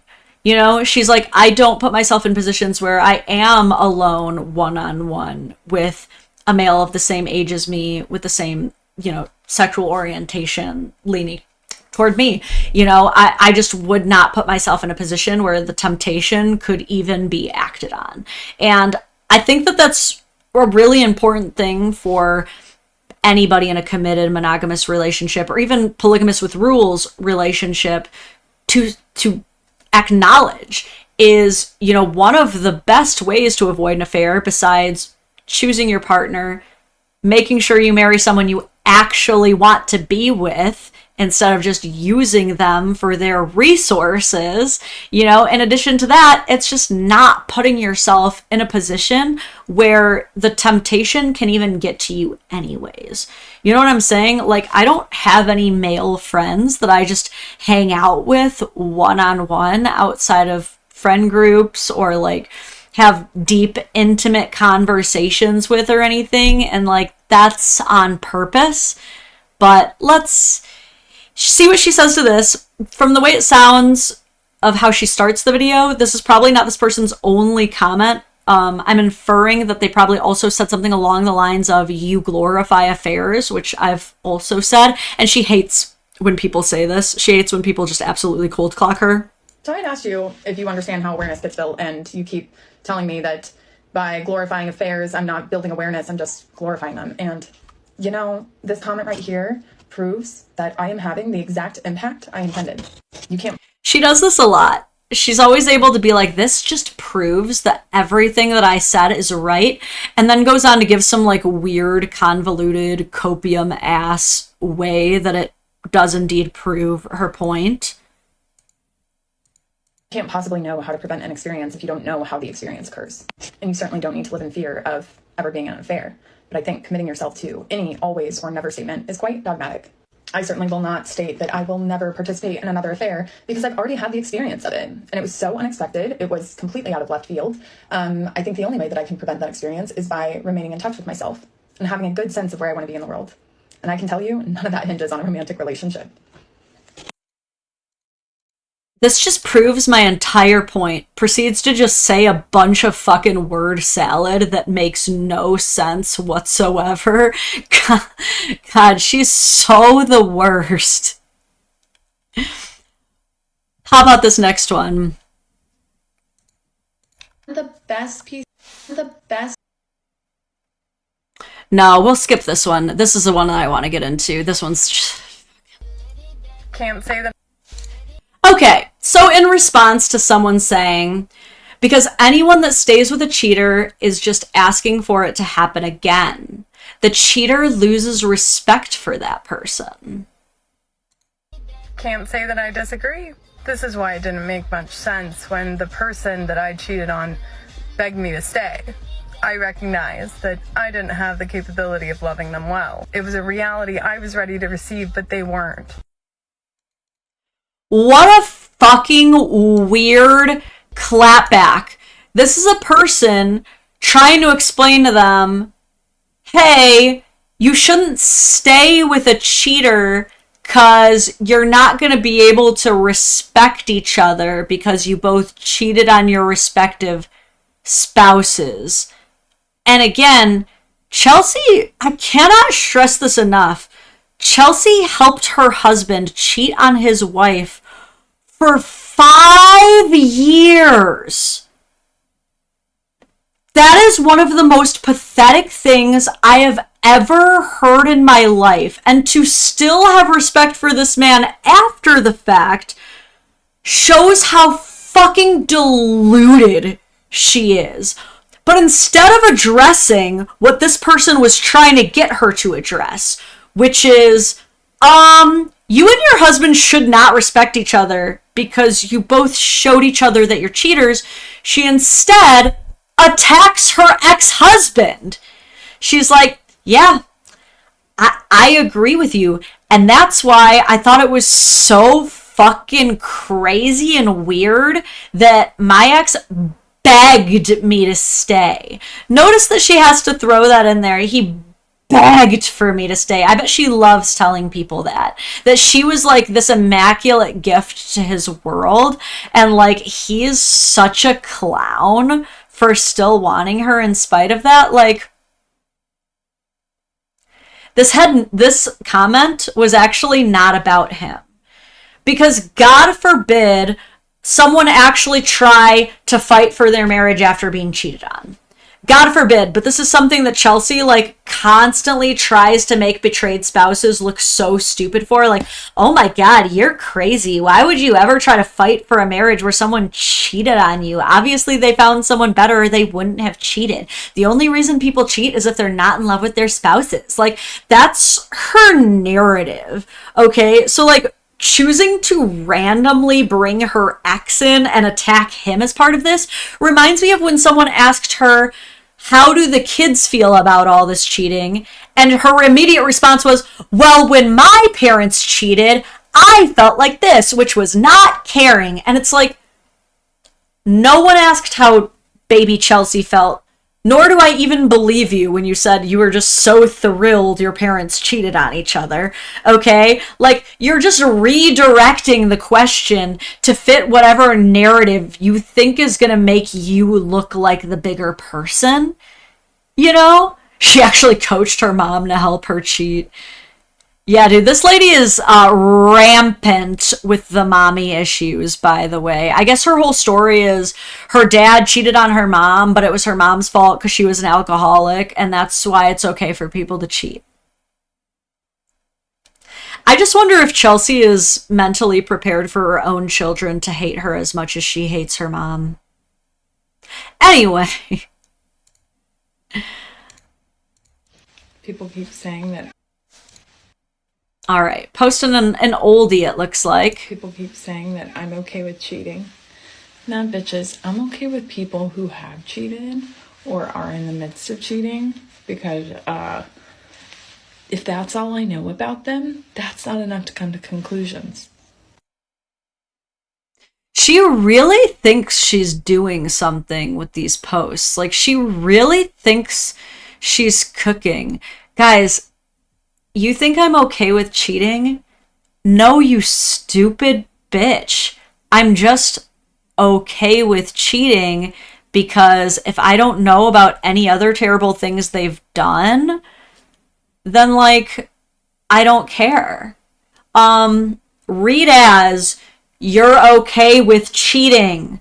Because what do you mean you can't draw any conclusions? If someone tells you, I've been cheating on my spouse for 5 years, you can reasonably draw the conclusion that they are a duplicitous liar.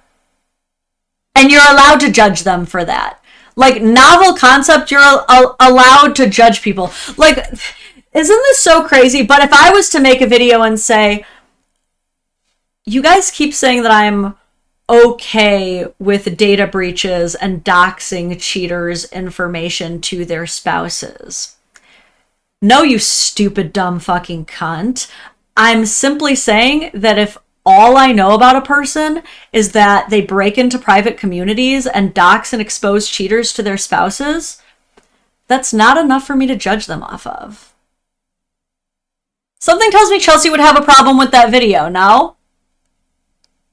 But why? But why would she have a problem with it? Pet tax? I do owe you some pet tax. I only have time for a couple more videos. I'll have probably more Chelsea hate wagon later this week, but I have a meeting at 1:30, so I have to go before then.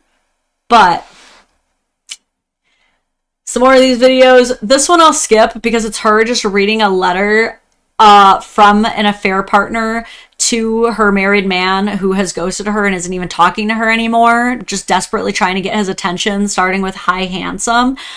Very pathetic and gross. Basically her just being like, I've learned so much from our affair. And it's definitely something that someone submitted to Chelsea in like hopes of being seen, and maybe even like hopes that he'll see it and recognize it one day, because like the majority of these other women like are not in any way happy, nor will they ever end up with the married man of their dreams.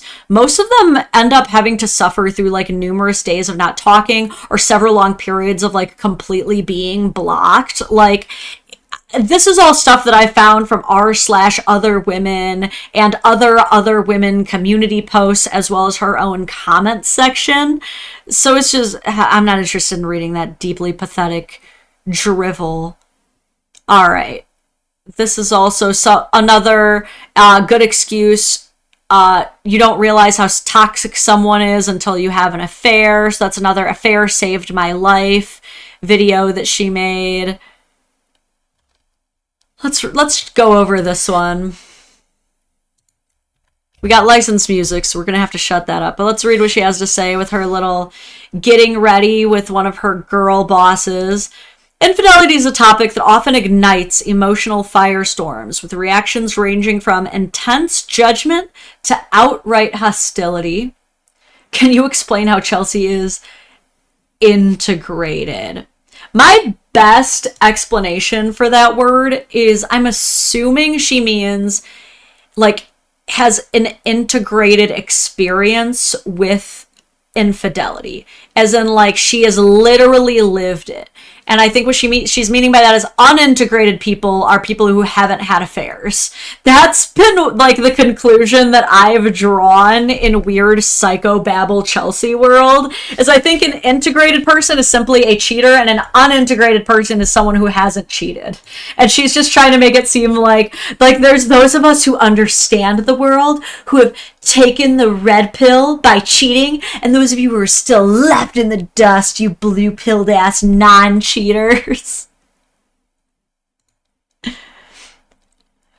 Why do so many people struggle to engage meaningfully with this subject? I don't know, because most of us don't care about making fucking excuses for it like you do, because most of us aren't trying to continue this lifestyle or have continued this lifestyle for over half a decade. She has integrated the cope. Yes, Michael, absolutely. She is fully integrated in cope. When you see the world in black and white and you reduce infidelity to right or wrong, you leave little room for nuance or empathy. Like, these are the things that inspired the axe murdering bit. Because when you take these and you just replace it with axe murder, it's even easier to see how baffling Chelsea's entire brain even is. Okay? When you see the world in black and white and you reduce serial killing to right and wrong, you're not leaving any room for nuance and empathy. Have you guys even considered that there are valid reasons to go on a murder spree? Like, come on. The mindset equates any openness to understanding as an endorsement for cheating. She really does not like being told that she endorses cheating. But I'm sorry, when you create an entire private community for cheaters to get together and talk about cheating with absolutely no energy encouraging them to end the affair, because Chelsea says numerous times, I don't tell people to end their affairs. What else are you doing besides enabling and endorsing the affair? What else could you possibly be doing?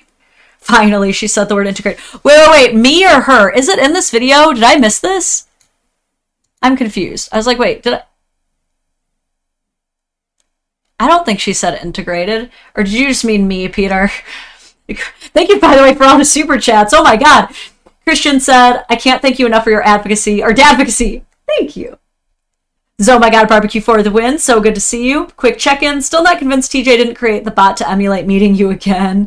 Well, if he did, he definitely epically failed, because that was nothing like meeting me. That was nothing like the girl in the oversized Red Wings t-shirt whose body type was completely hidden by the absolute blanket of clothing that he met in someone's basement all those years ago. Yeah, I did say integrated. All right, everybody take a shot.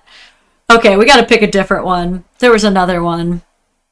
God, we got to show you this one. This one's hilarious. Rebranding yourself in the midst of a smear campaign is so therapeutic. A new look, new habits, and new connections. Oh, you told me! Get him in the middle of a smear campaign. Chelsea, I'm literally just pointing to things you do and telling people about it. That's it. This is not like Justin Baldoni crisis PR team. Like, I'm paying media outlets to like write up some exaggerated slop on you. I'm literally just being like, these are things that Chelsea said.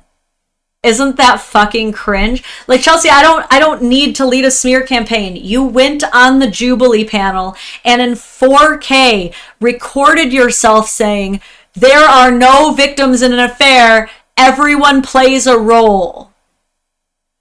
Then, before I even made a 3-hour-long video about you, you made an entire YouTube comment section hate you. That's not a smear campaign. That's you being yourself and the internet reacting accordingly. Okay? Let me speed through some of the older ones that she's unprivated. Here's a good one. Let's go through a couple more of Chelsea's biggest triggers.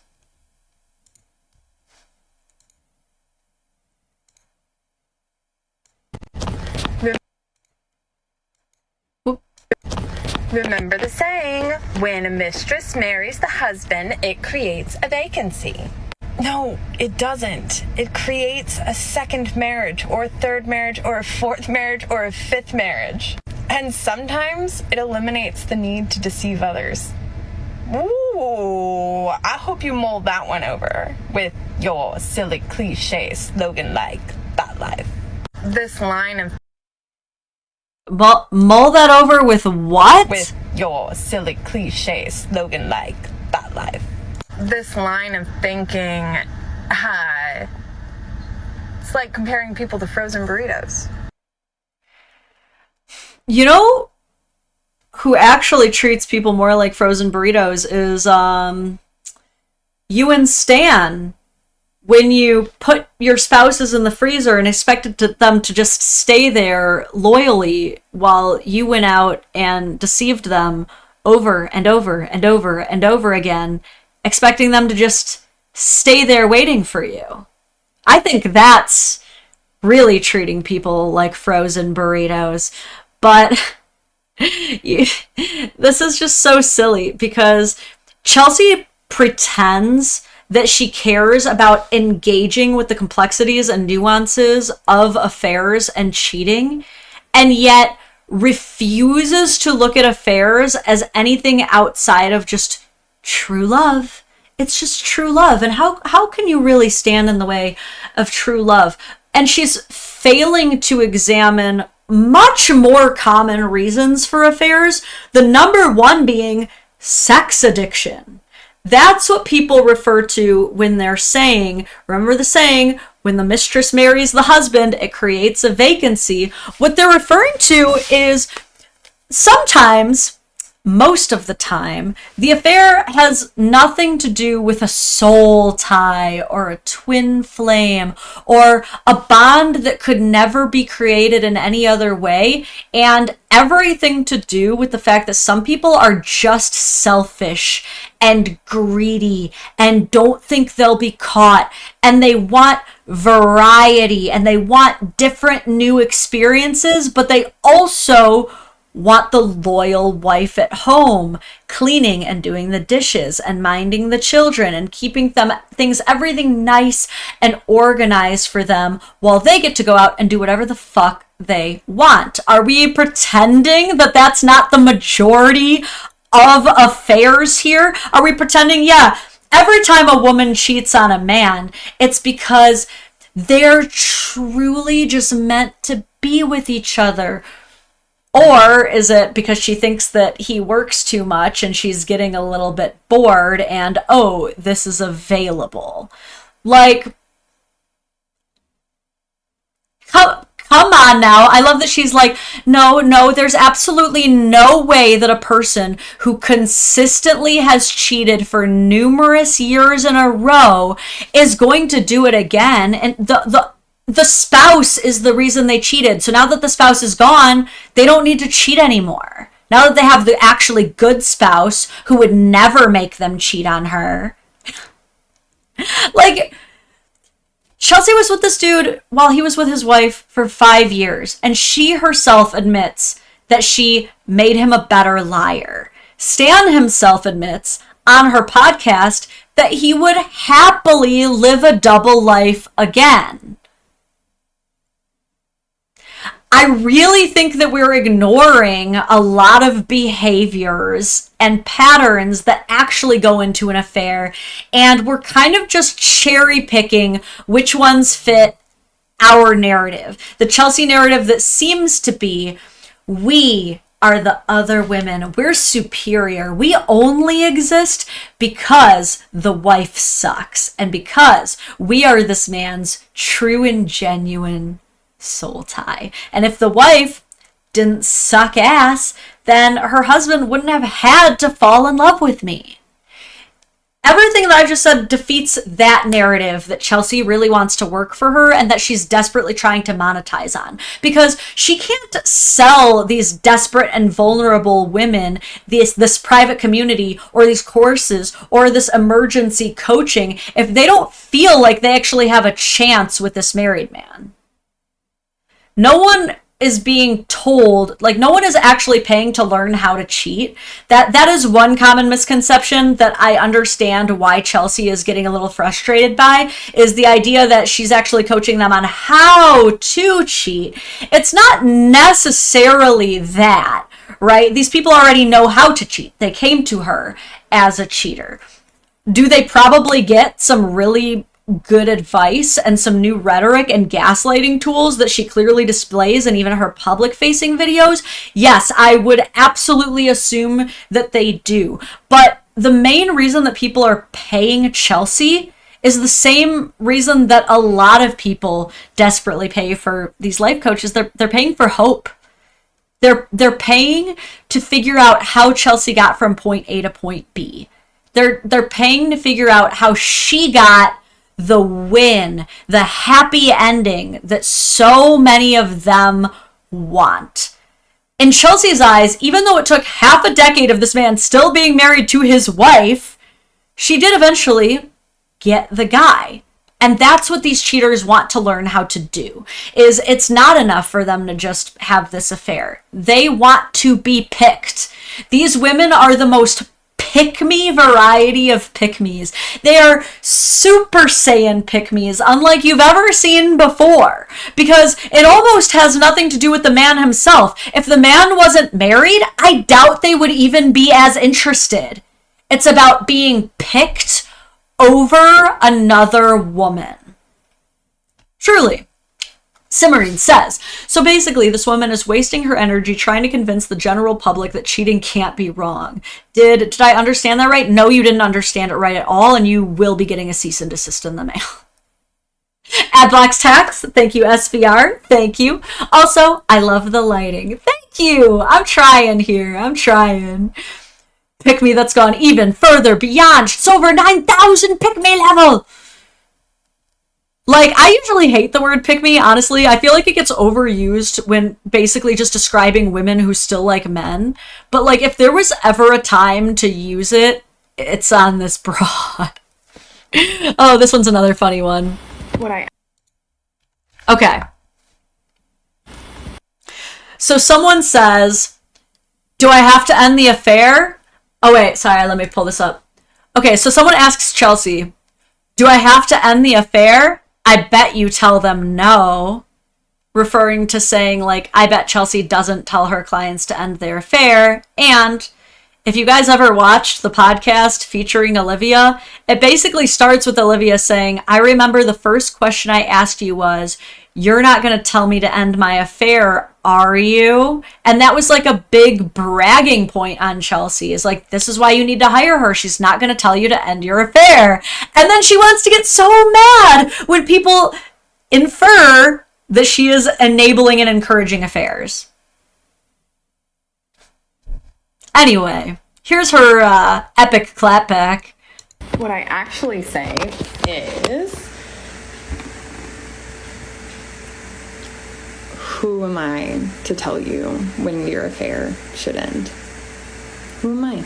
I am just someone that you felt safe enough talking to and disclosing to, and you didn't hire me to tell you what to do. You hired me to help you understand how to tell yourself what to do next. Okay?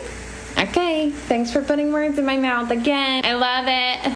She's so triggered, dude. And what's so funny is that was a whole lot of words to agree that she indeed says, no, you don't have to end the affair. That was a lot of getting offended and creating word salad to just completely agree with the commenter just said. Also, this is giving very overly killingy girlfriend meme. All right, let's speed run through a couple more of these. Oh, yeah. Here's another one that she loves getting super triggered by. Oh, she gets so mad at this one. But I love her little denim Elsa outfit she's got going on here. Very much like if Elsa went to the red carpet event during the 90s, and we love that for her. Just remember, ladies, they cheat with easier, not better. Honestly, this is some of the stupidest fucking shit. I cannot believe there are women still present on this planet who think they're in competition with each other. Let's pause there for a second.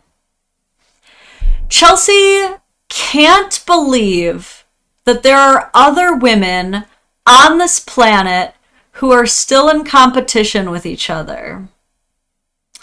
This was posted September 1st, 2024. I'm trying to remember when exactly the Olivia thing was posted, but I'm pretty confident that this was after her own client, Olivia Nicodemus, and I believe also one of the coaches, famously, desperately tried to compare her physical appearance with the betrayed spouse, Kristen. You guys remember that? Remember how we all saw the screenshots of Olivia 100% doing that? And I didn't see Chelsea discouraging that at all. I didn't see Chelsea going, Olivia, now come on, I love you, girl, but it's not right to compare. I mean, come on. Women in today's day and age comparing themselves with each other, that would be wrong, right? Or, wait, what is it that she's doing in that dancing video that I play in every single clip giving updates on this, isn't she comparing the relationship that she had with Stan to the relationship that his wife had with him? And what's weirder about that is that comparison is occurring 10 years after the fact, looking even more cringy and unhinged, in my opinion. But yeah, these other women comparing each other sure are weird, right? It's okay when I do it, but when you do it, ew. Stop putting your value in other people's choices. Like, that's so fucking stupid. And I can hear it now. Oh, I must have really struck a nerve with that one. Yes, you did. I despise stupidity. This page is so reflective of the people who can handle the reality of real life. And the You think that he cheated with me because I'm easier, not prettier? You just can't handle the reality of real life. It's almost like way too low-hanging fruit. That's what Stan said. ones who can't, leave comments like this. Got him! Ooh, she told them.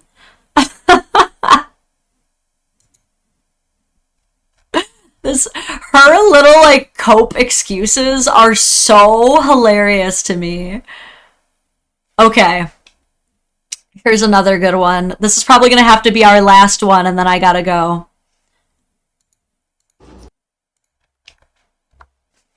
Angela, if you are stalking your ex from 10 years ago's social media and current happenings, I suggest you think about something else. Again, the hypocrisy and the irony in this is so unmatched, truly. Like, look at her stupid, delusional face. This comment says, honestly, I really hope the ex-wife shows up here somewhere. Or maybe her husband can get on board and tell us his so sad story why he cheated for 5 years.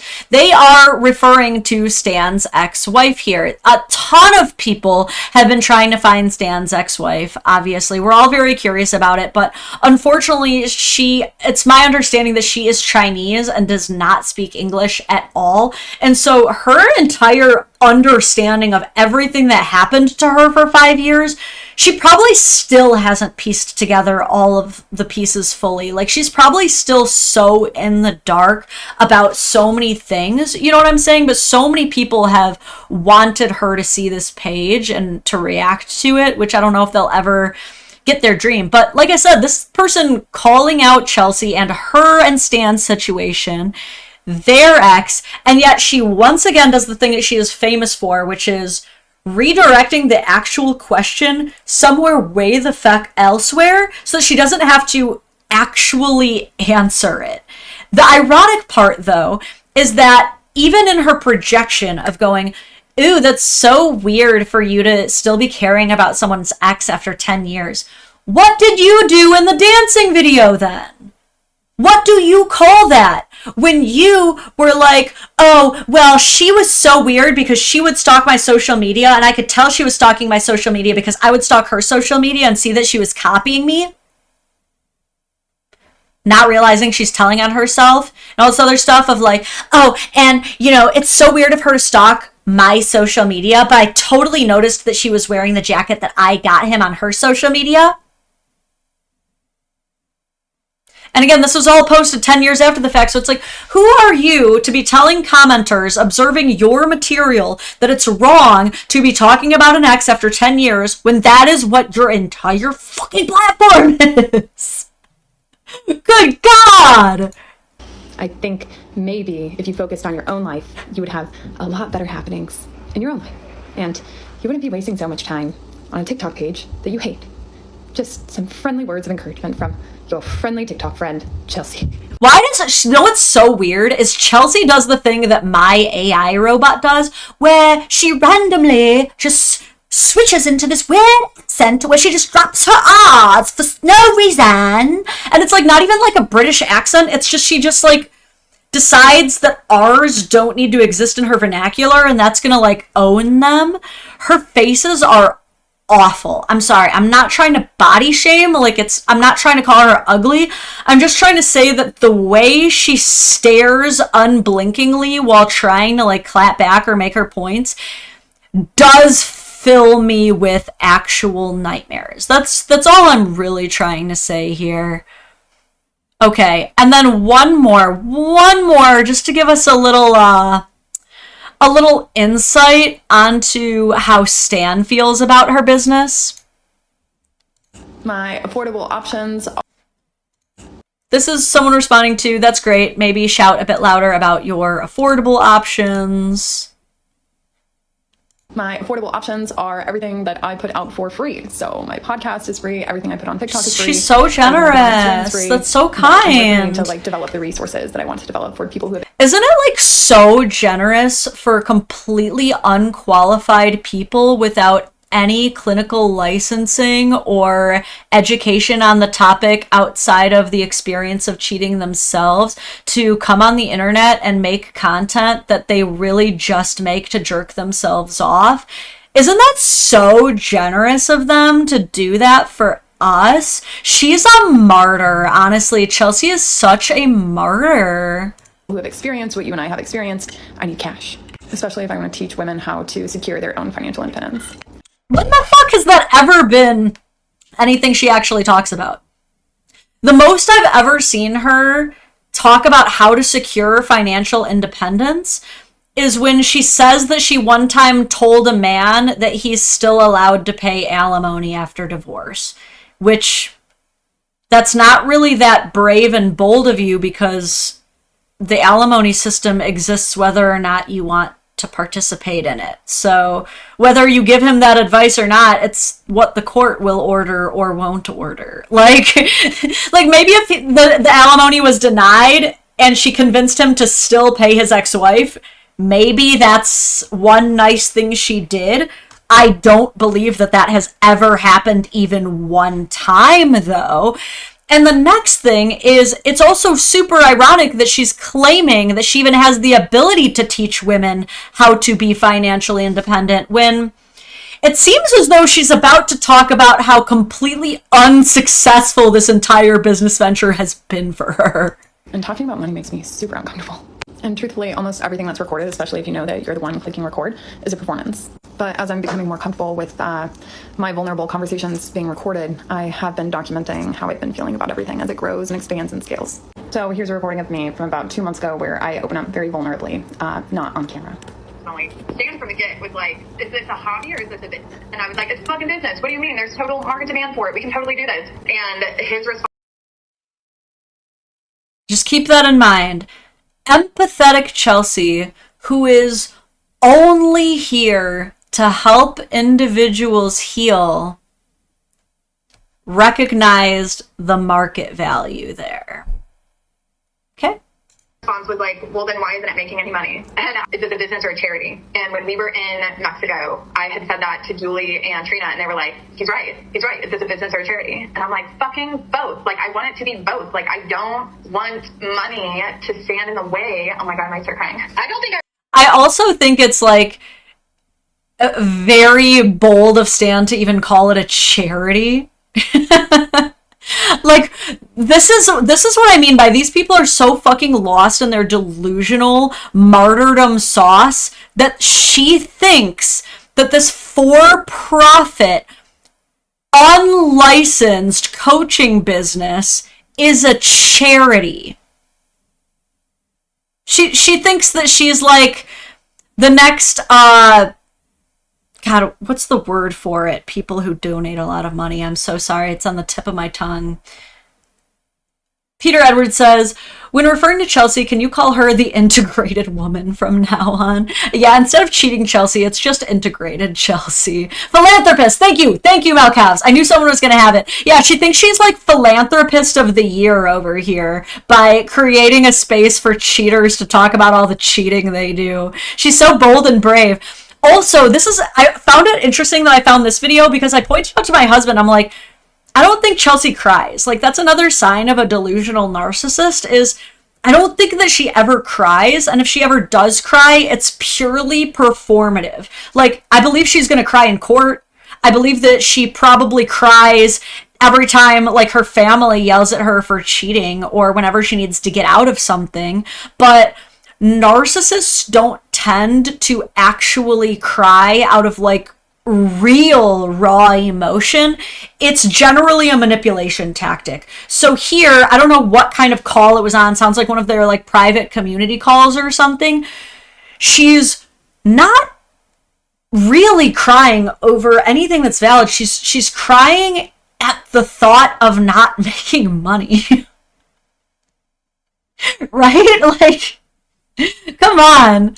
I've never seen Chelsea cry. What? I don't want money to stand in the way of women like getting what they need, you know? I have every intention of being able to help as many people as I possibly can help. But I have a habit. I have a bad habit. And the habit is full speed half-ass. And I'm really trying to hone that one in with this business venture, because if this entity has the scalability that I think it does have, then I need to treat it as such. The scalability of her cheating business entity is fucking wild. And yet I get threatened with a defamation case when I say that she's trying to create an MLM for cheaters. But when she says it, it's fine. Oh, God. On that note, I gotta get going. I've got my meeting that I've gotta go to. Some new things in the works in the Dadvocate world, and a new team helping me do it. You know, because I've really locked in on the market value of divorced dads, and we're really trying to integrate scalability into this entity. You know what I'm saying? That's how you can tell that I'm a real empath, when I use the best business buzzwords to describe how much I can profit off of people in their most vulnerable state. This whole video is just, she's so good at the martyrdom complex. And as most delusional narcissists are, it's like one of their best skill sets is engaging in gross, despicable behavior and then masterfully making themselves the victims of it somehow. It's honestly impressive. And as I've said before, I do understand why cheaters would pay her if they don't want to leave their affair. Is that the same thing as offering healing to individuals? Guess that's a matter of opinion. Okay. My opinion is that Chelsea is a pseudo-intellectual faux martyr who is desperately... Sorry. My opinion is that Chelsea Tiny Meat is a pseudo-intellectual faux martyr who is desperately attempting to capitalize off of the vulnerabilities of broken women. That's my opinion, okay? Take it or leave it, and as Chelsea says, if you don't like it, maybe you shouldn't be spending so much time on a page that you hate and worry more about your own self. On that note, we have lives tomorrow and the next day, same time. We'll probably be able to go for another hour longer than today's because I don't have any other meetings. So same time here tomorrow, 11 a.m. EST. We're going to be going over all kinds of stuff. Please hit the like down below. Do subscribe if you somehow have not already. The notification bell also, if you turn that on, will help you know when I am going live in case you forget. But hey, go ahead, grab your phone, set a Siri reminder, say, Siri, remind me tomorrow at 11 a.m. EST that I need to watch the Dadvocate because she's hilarious. Okay, slap it. Slap that like button. Michael, thank you for the last minute. Cora, that's right. You do need to see an animal before I leave. If we request Cora, I'll try and find her. Okay, I'll be right back.